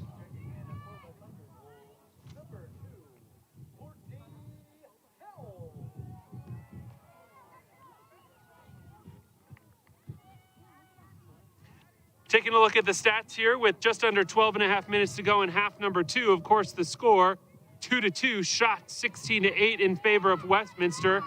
5 of those have been on target, while 3 have been close enough for the Thunderwolves. Corners 4-2 in favor of the Griffins.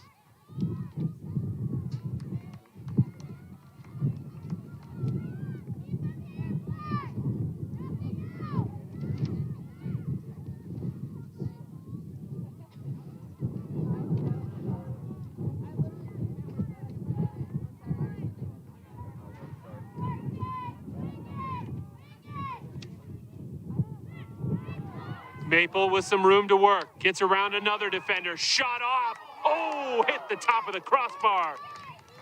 Alexa Maple with a good-looking shot from about 20 yards out. Just left it a little high.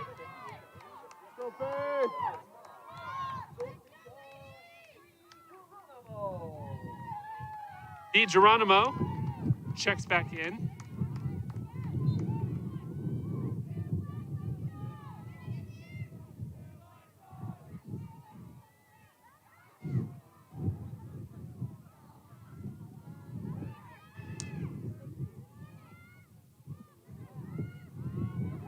Long kick. Can Jefferson run it down?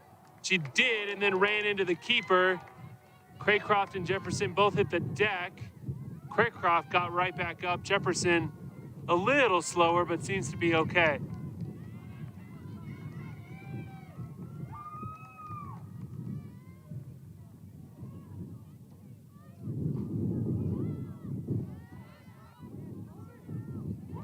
Good turn. Siegel streaking, and offsides is the call.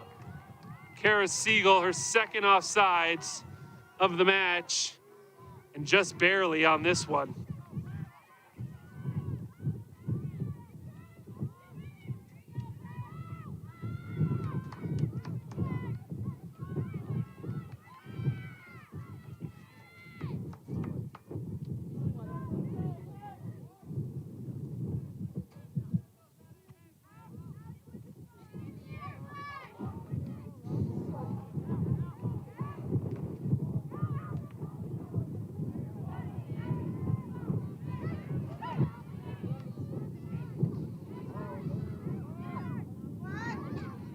Maple splits the defense. Another shot, this one also high. So Alexa Maple has put the last two shots on frame, but just a bit too high. That time she split the uprights for the football, but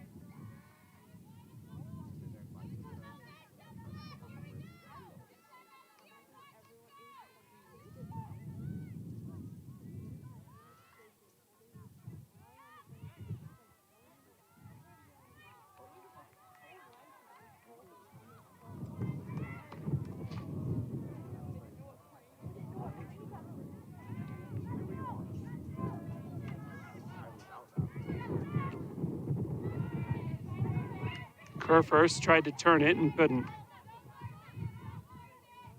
Estrada, the good move, and now room to work. Dropped it off for Echevarria, gets it over to Braun. Braun, the crossover, but the help side defense is there. And that ball has left the stadium off the foot of the Pueblo defender.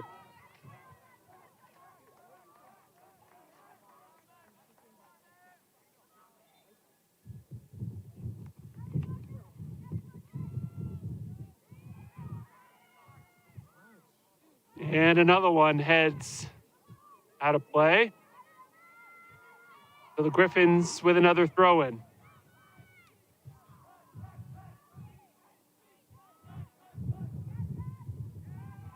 And a corner kick now for Westminster, as there was a good individual move by Terry on that far side to get it off of the Pueblo defender.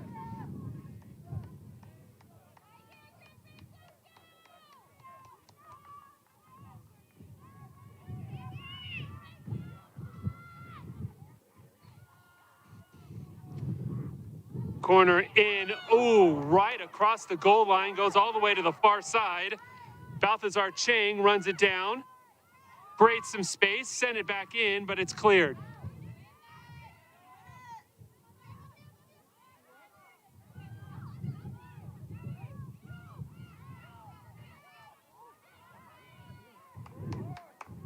Maple, out wide to Echevarria again, right back into Braun. Braun now working towards the middle of the field, lost her footing. Now a battle, and they're gonna say Braun was playing on the ground. Now she's slow to get up.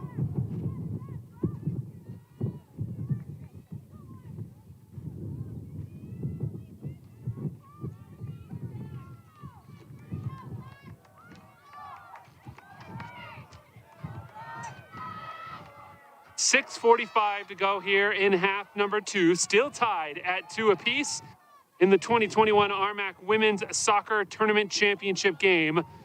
A first-time champ will be crowned once someone takes an advantage and holds it through the final buzzer.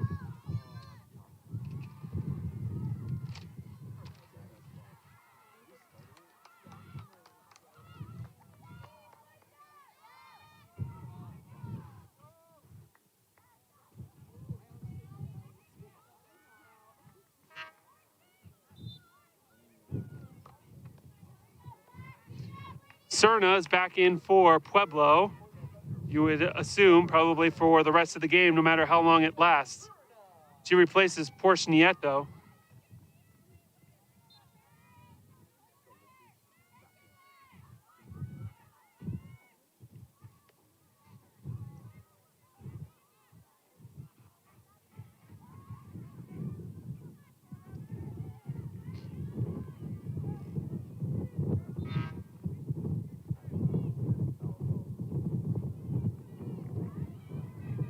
More substitutions. 2 Griffins check in and 1 Thunderwolf. Teams getting their strongest lineups out there for the final 5 minutes and 20 seconds.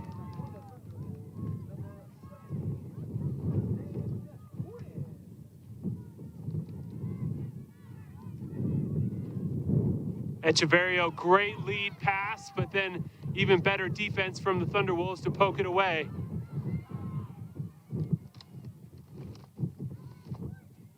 Wind really starting to pick up here at Mountain Lion Stadium.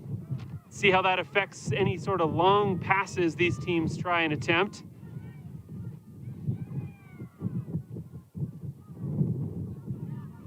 Or drops it off for DiGeronimo. Lead pass up to Maple. Maple with some room. Back to DiGeronimo. It's cleared. And a throw in for Westminster.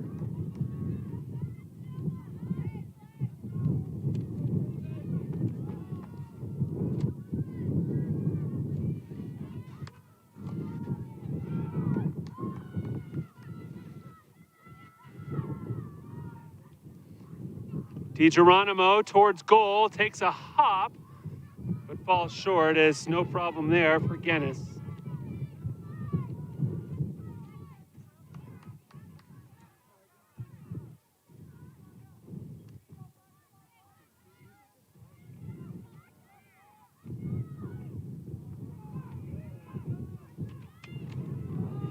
Nice lead pass up, Echeverrio.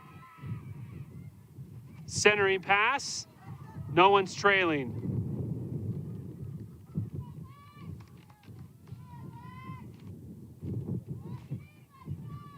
Braun, the good turn. Has a teammate, not there though. Had one closer to the goal and just sent it back towards the center of the box.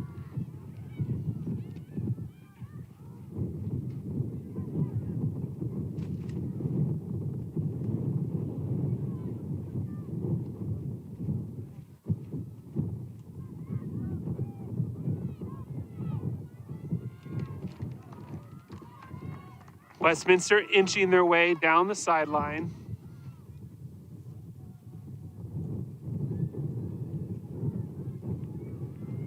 Keeley now gets it in. And another throw in, this time deeper in the corner.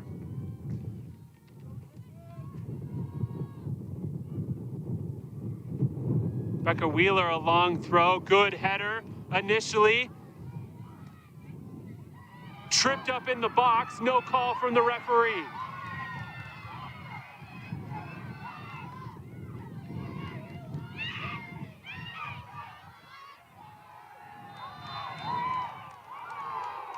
And they're gonna call the foul on Meredith and give it to Westminster. Meredith had position, working against number 32, Hoffman. They're gonna say Meredith tried to hold off the bigger Hoffman by wrapping her hands around her. So Estrada now with a free kick. Under 2 minutes to go. Deep pass into the box, all the way to goal, punched out by Guinness. Onto the foot of Maple. makes a move, shot blocked. Maple again, drops this one off. And picked off by Siegel and kicked out by Keeley, so back to the Thunderwolves.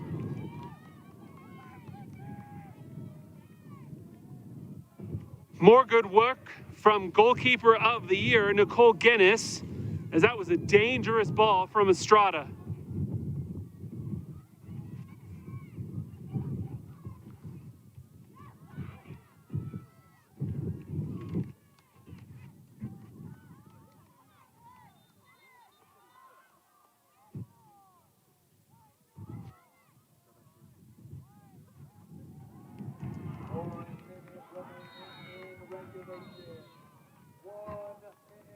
Now the officials going over to talk to the Westminster bench. Head coach Tony LeBlanc getting some words in with the middle official.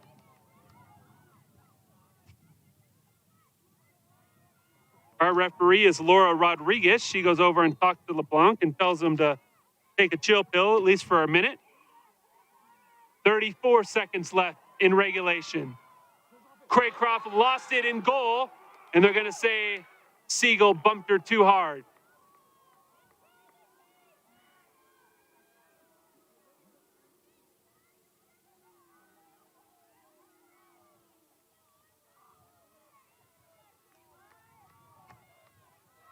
Ten seconds left.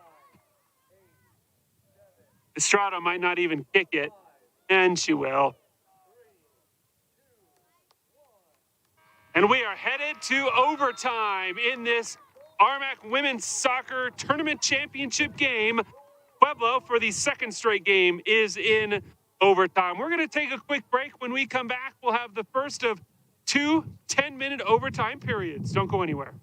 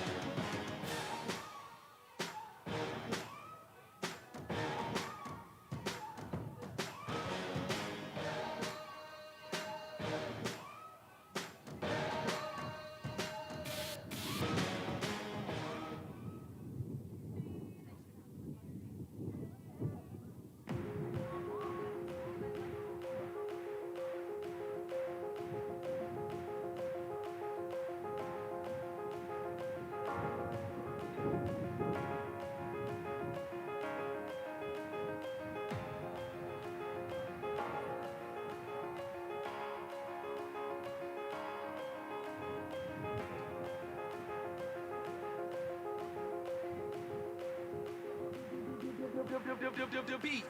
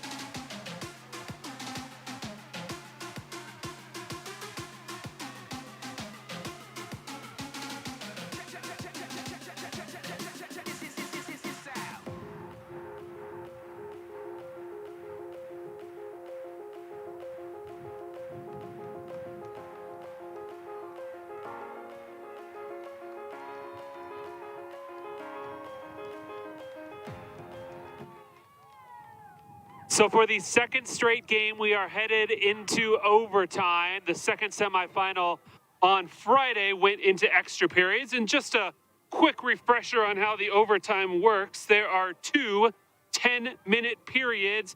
After the first 10 minutes, the teams will switch sides.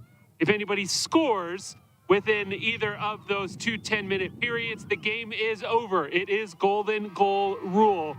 If no one scores, we will head to a shootout. We had one of those in the second semifinal on Friday, and it was CSU Pueblo who was able to come away with a 4-2 win over Colorado School of Mines in that shootout.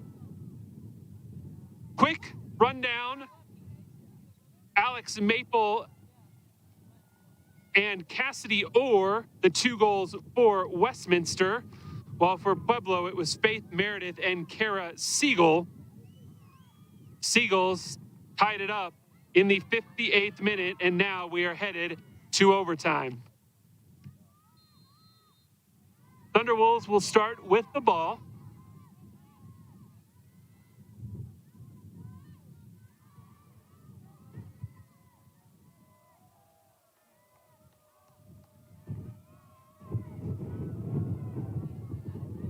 The wind is really picking up and blowing from west to east. So no real advantage for either team in terms of long ball, as it's kind of running side to side on the field.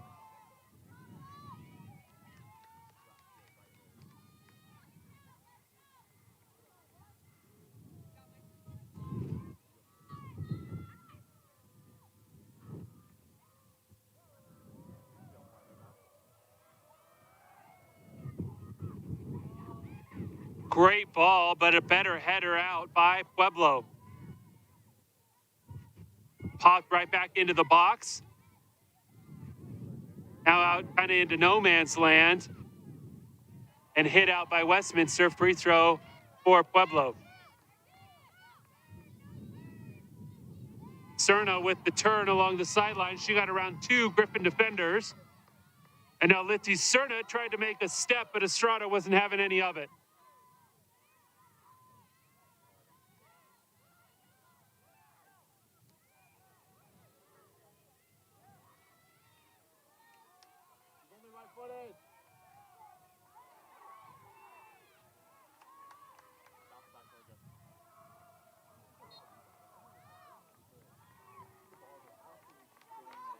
Quick foul on Nieto, who is checked back in, and another free ball for Estrada out near midfield.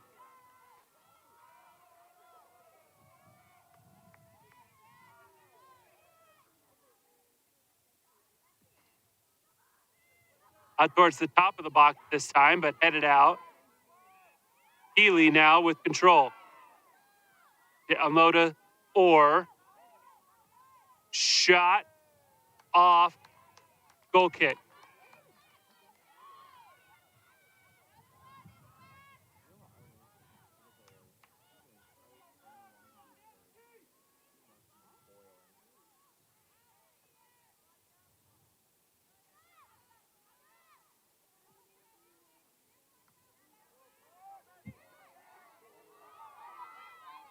Run down by DiGeronimo. Into the middle, Orr. One move, two move, back, lefty. Defense is there, tripped up in the box, and it'll be, I think, just outside the box. So it'll be a free kick for Westminster from 18 yards out.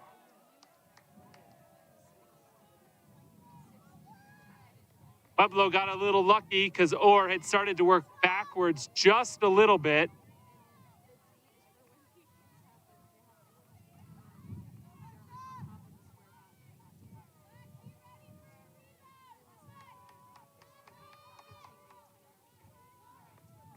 The referees lined him up just outside 10 yards out. I mean, the ball's sitting at 18. They really should be back probably another yard or so. These football lines give you the yardage markers. The penalty box is 18, and they're standing at the 10. We'll see if that has any sort of bearing as Alexa Maple lines up, shoots right at Guinness, rebound, still in trouble. Now it's back out to Keeley, who pops it in, high one, just over the top of the net.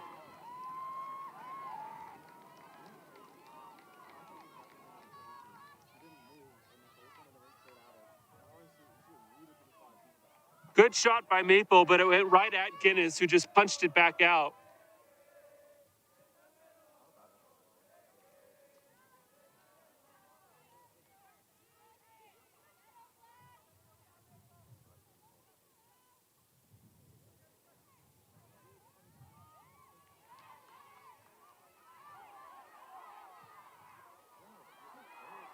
Now Cerna streaking down the sideline, working on Estrada, who gets there first.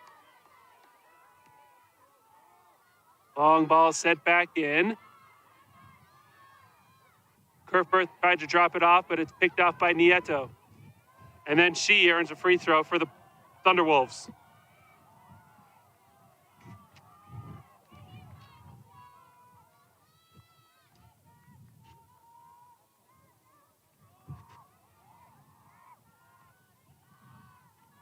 Halfway through this first overtime period.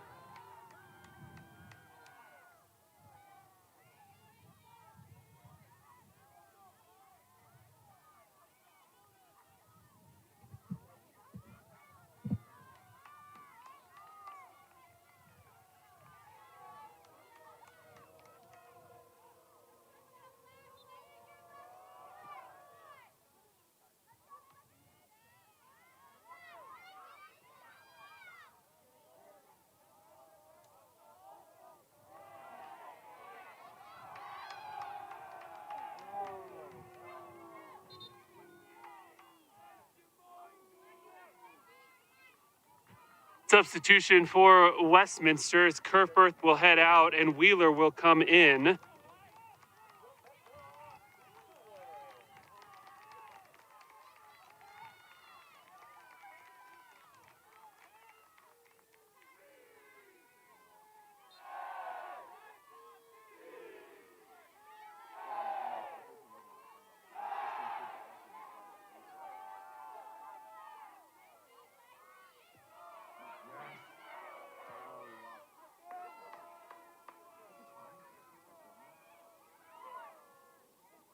Maple dropped it off to Echevarrio, who now got it up to Orr. Orr with one defender to beat.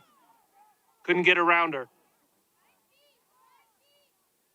Keeley tried to pop it into the box, but no one's there.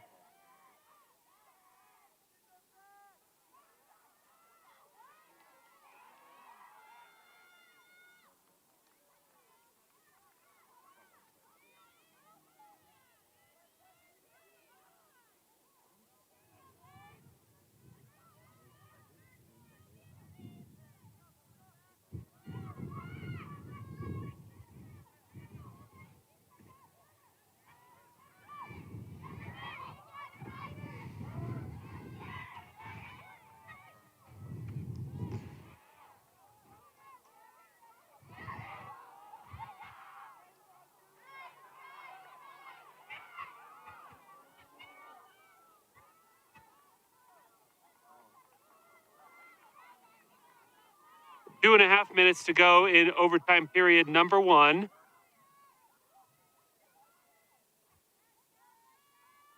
Offsides on Westminster.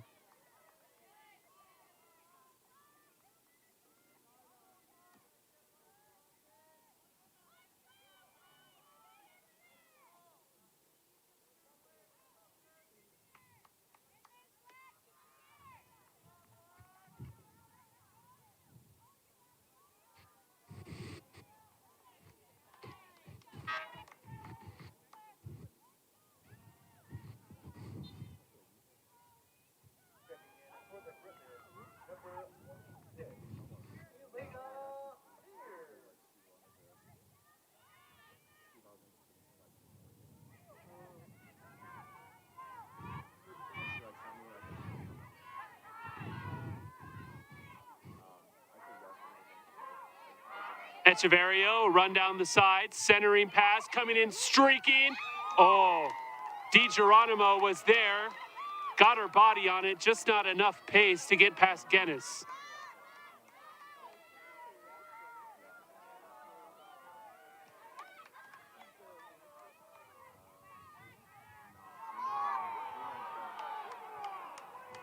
Siegel took a shot to the back, no call.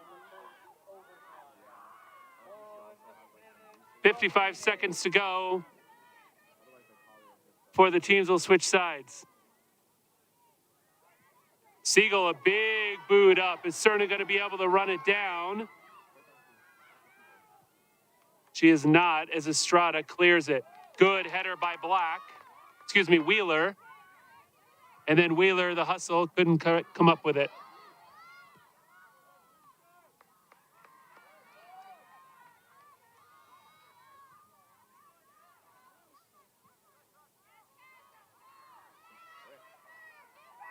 Cassidy Orr now with a move, 15 seconds to go. Tried to center it, and there was no one there. And that ball will roll out of bounds for a throw-in. And that'll do it for OT number 1. No score, so we head to a second 10-minute overtime period. The teams will get a quick 2-minute break, and then they will switch sides for the final 10 minutes in overtime. We're going to take a break, too. We'll be back with the second OT in just a few.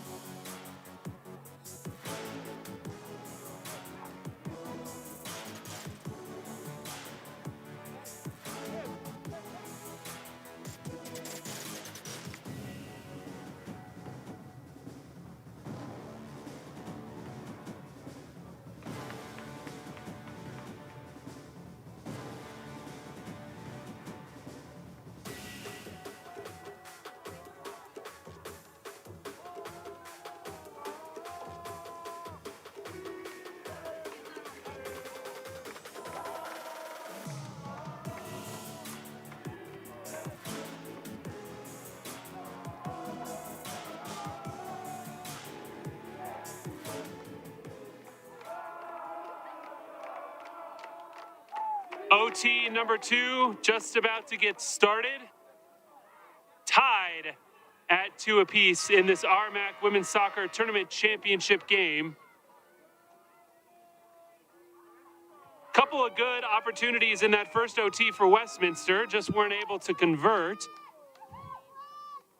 So now the teams will switch sides. And Pueblo will go from right to left on your screen, Westminster left to right.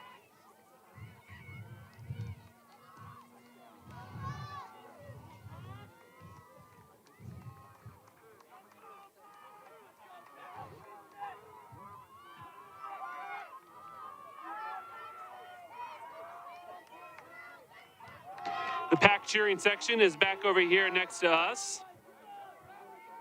The football players.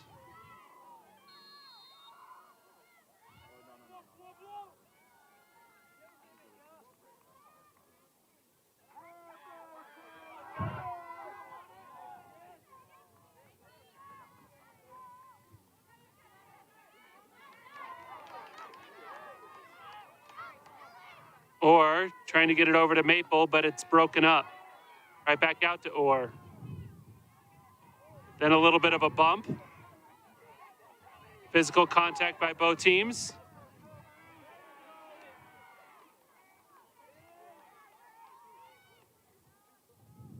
And Estrada clears it. Guinness came off of her line and then backed up a few steps.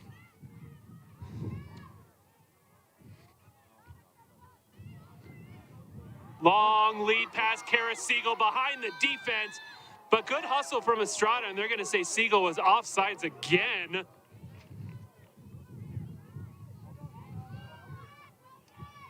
Kara Siegel is extremely aggressive on those attacks.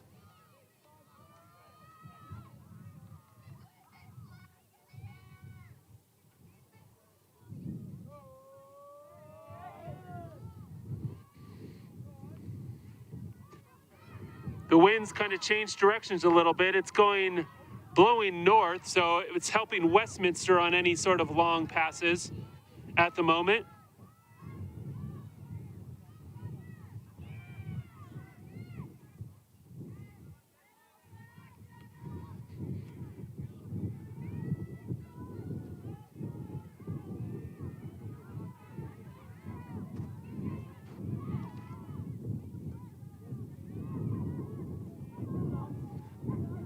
Dangerous spot in front, Maple trying to get around the defender and can't.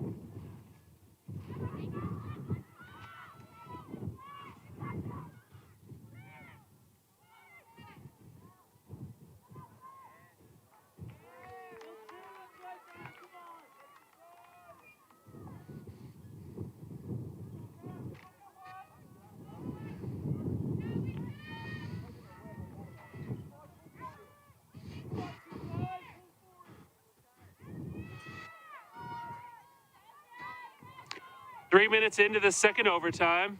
No real shots from either team at this point.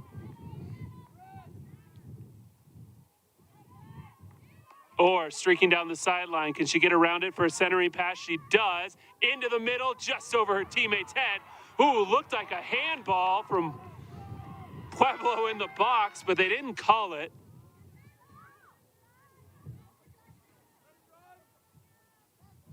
Go out of bounds for a throw-in.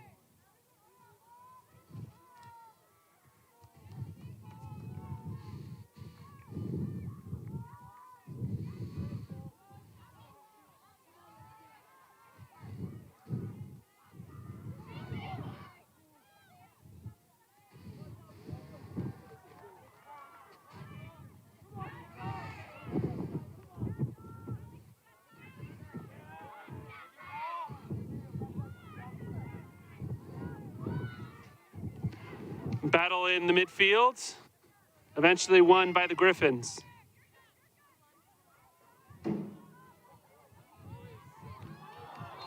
Echeverria is going to be called offsides.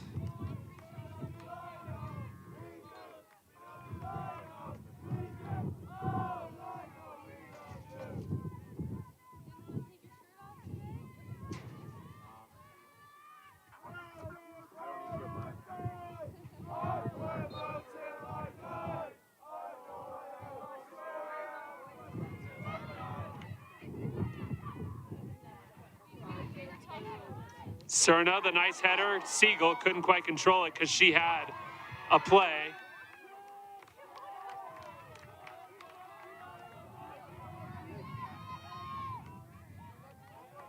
Headed out of bounds. They'll stay with the Thunderwolves.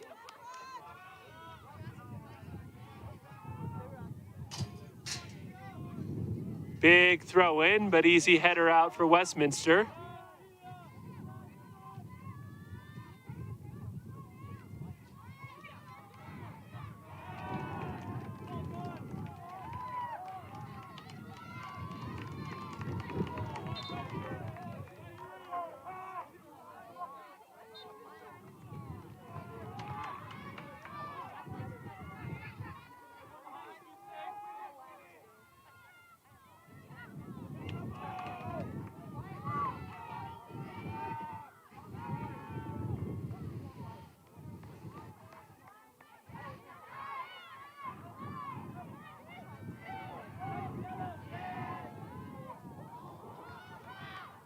Echeverrio running towards the corner. She's not going to get there, though. It's going to go out of bounds. And it'll be a throw-in for the Griffins.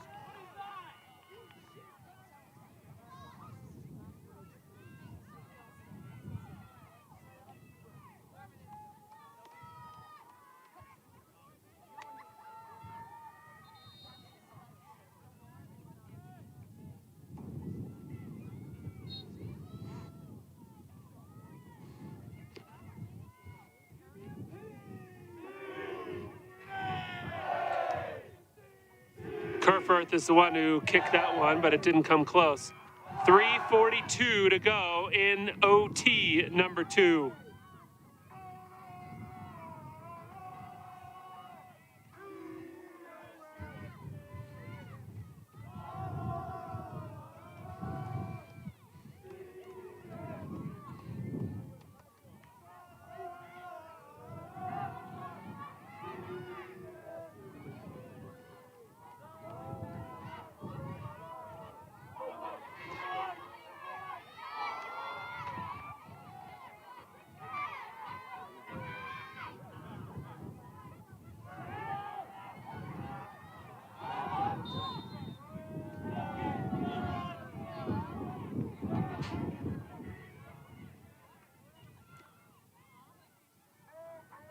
Another offsides called on Westminster.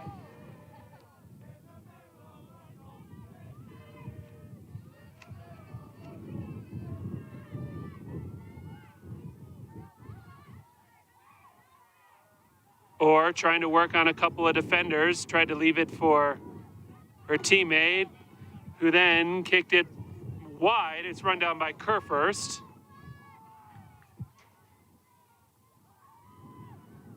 Drop back, Maple, the shot is blocked.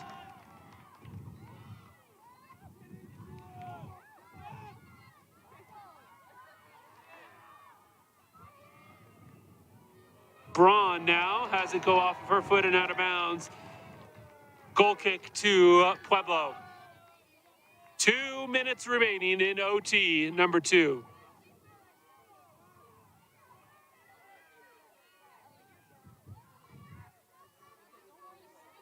Shots 25-8 in favor of Westminster College. But ultimately, the important stat is the 2-2 score.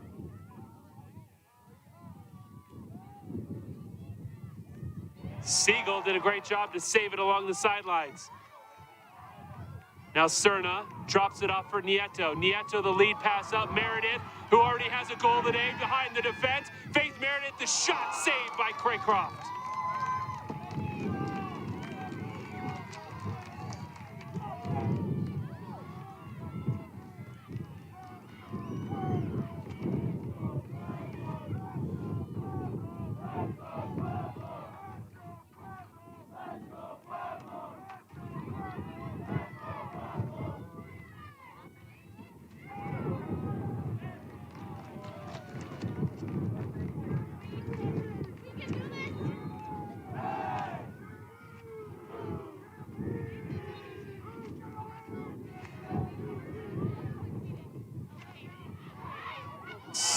got it in between. Can Siegel run it down? She's taken down from behind. No call. Throw in to the Thunderwolves with 33 seconds to go.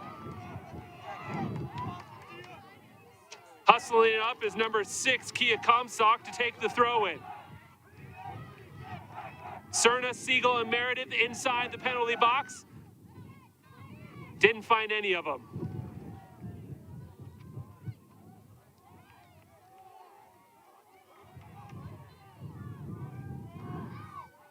And that, folks, may do it. 5 seconds to go. And they're not even going to throw.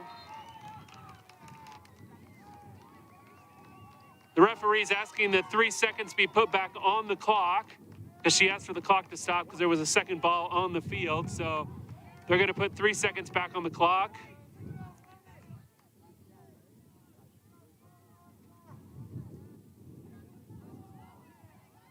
The 3 seconds is there.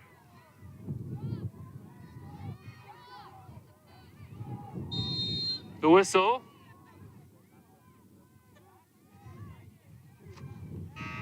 And we will head to a shootout once again.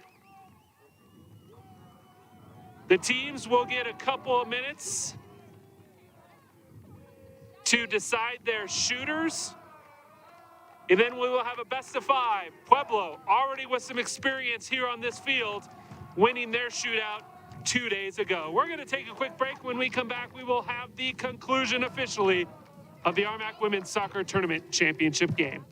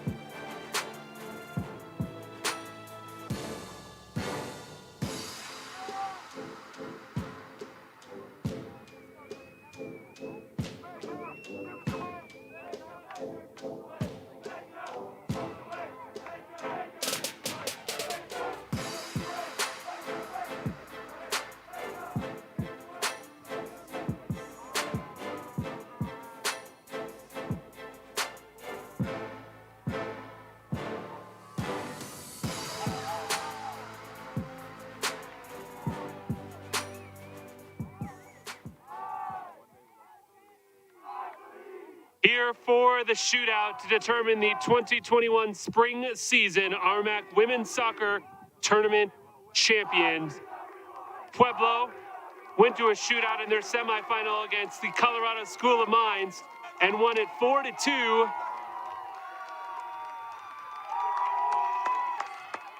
With Jefferson, Ransom, Cerna, and Nieto all netting goals in the shootout.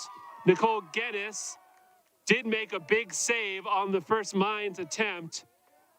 That ended up being the big difference.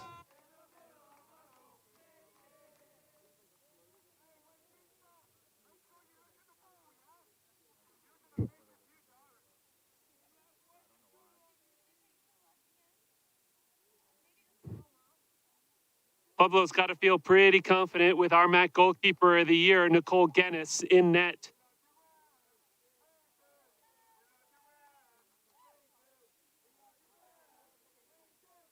Now the referee going to come and talk to the two keepers, give them the rules. At this point of these women's career, I'm sure it's not the first shootout they've ever had, so probably not unfamiliar with the rules.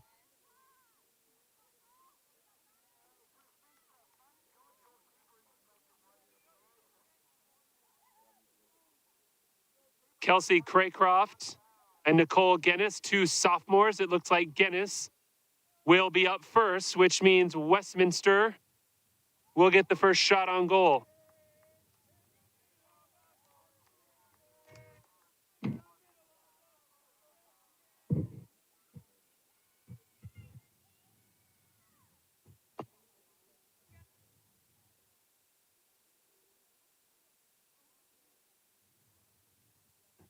Looks like the third official over on the sideline at the benches is making sure they have the lineup correct so that they know the order of players who will come in and kick according to their coaches. And it looks like we are ready to go. Westminster indeed will have the first attempt.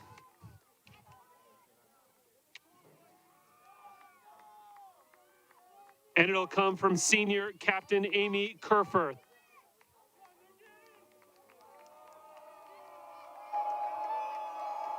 Kerforth lines it up, Guinness, and Kerforth is good.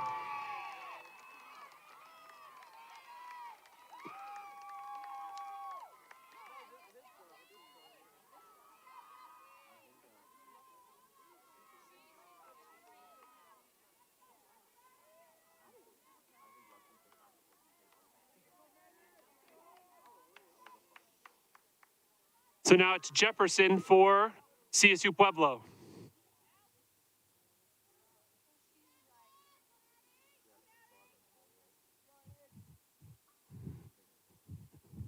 Madison, a senior, will come at it lefty. Goes corner, and Jefferson is good.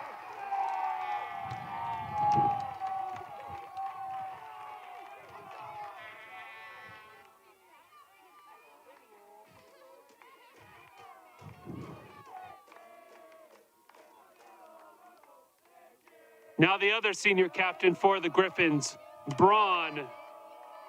Brené lines up, takes a shot, saved by Guinness.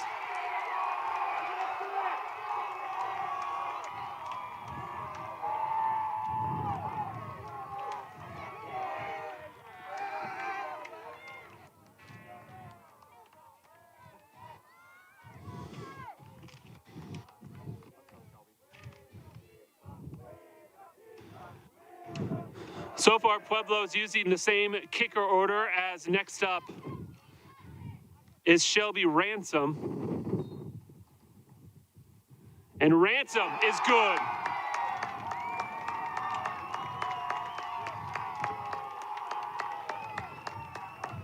Craycross started leaning to the right and Ransom to her right, Ransom's left, and Ransom went back to the right for the goal, and the Thunderwolves have a 2-1 lead after 2 rounds.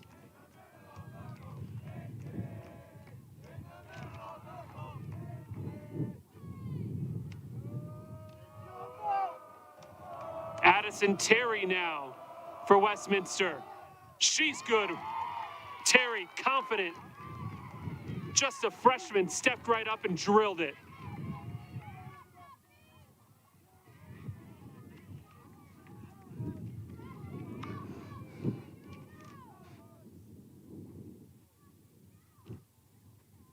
Cowles is next up.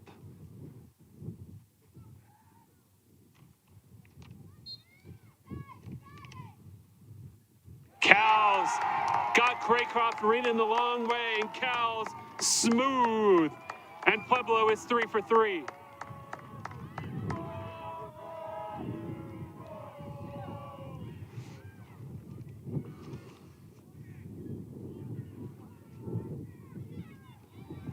Wheeler next up for Westminster. The lefty shot, upper corner. Guinness guessed the other direction, and Wheeler made her pay.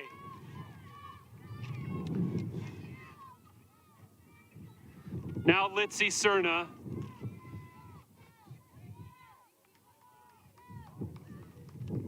The leading scorer for the pack. The shot is good. Craycroft again lean the wrong direction, and Thunderwolves are 4 for 4. A save here by Guinness would end it.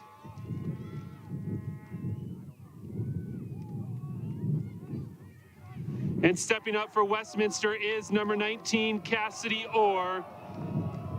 Orr, who has a goal and an assist in this game, looking to keep the Griffins' hopes alive, and she does.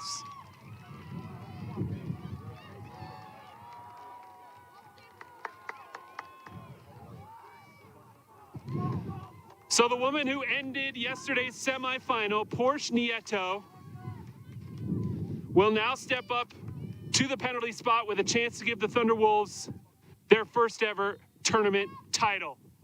Nieto is good. The Thunderwolves are your 2021 RMAC Women's Soccer Tournament champions, the first tournament title in school history.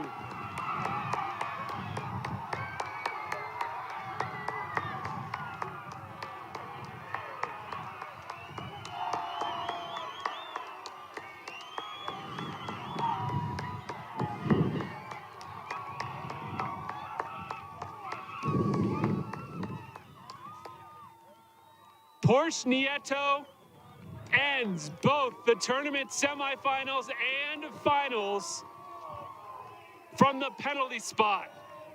The junior, big time when it counted the most, as CSU Pueblo celebrates a title.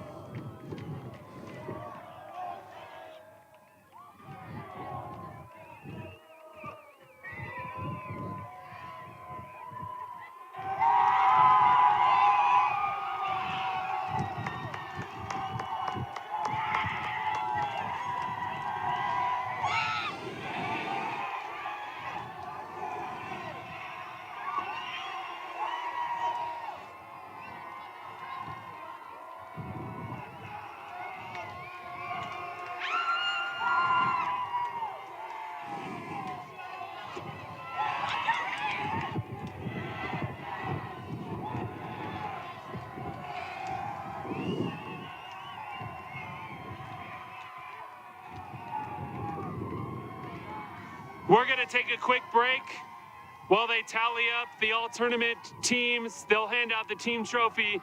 When we come back, we will wrap up this tournament. Don't go anywhere.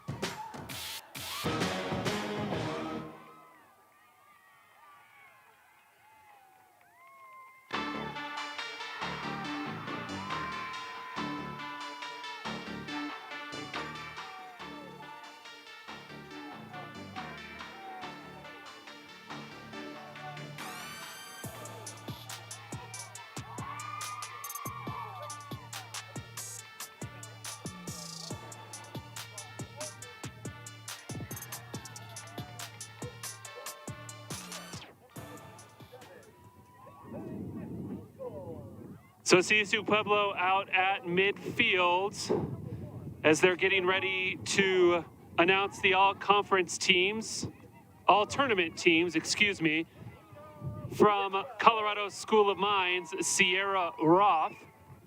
She's joined by UCCS's Caitlin Hinkle. Those two, of course, out in the semifinals. As for Westminster College, Sophie DiGeronimo is the first Griffin named to the all-tournament team.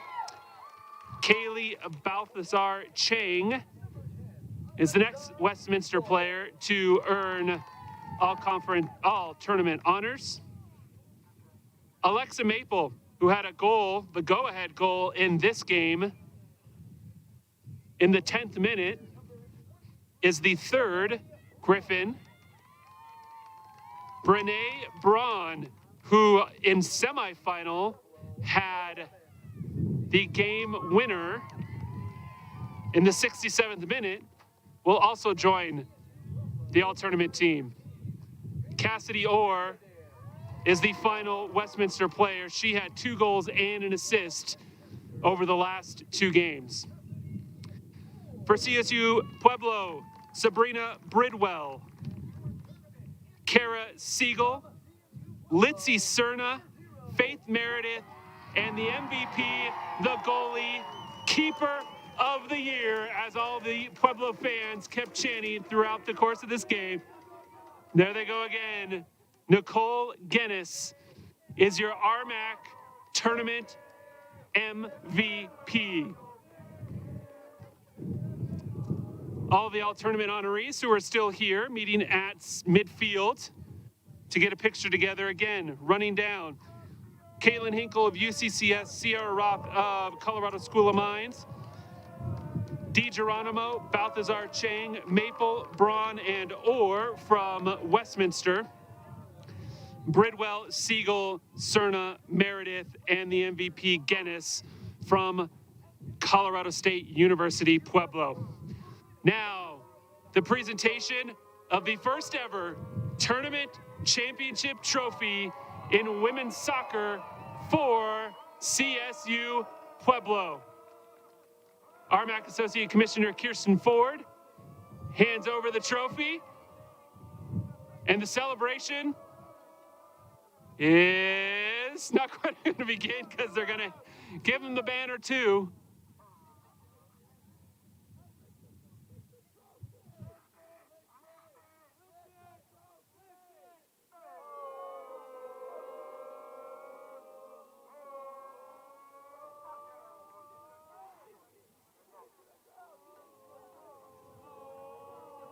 A little bit of a delay here. Let's run down this championship game again. Westminster took the lead in the 10th minute as Alexa Maple scored the first goal of the game. Then 12 minutes later, CSU Pueblo tied it up as Faith Meredith found the back of the net. Westminster took the lead into half, and there we go.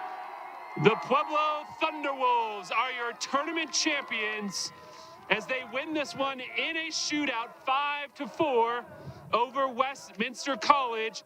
Jefferson, Ransom, Cowles, Cerna, and Nieto were the 5 shooters. And the dousing of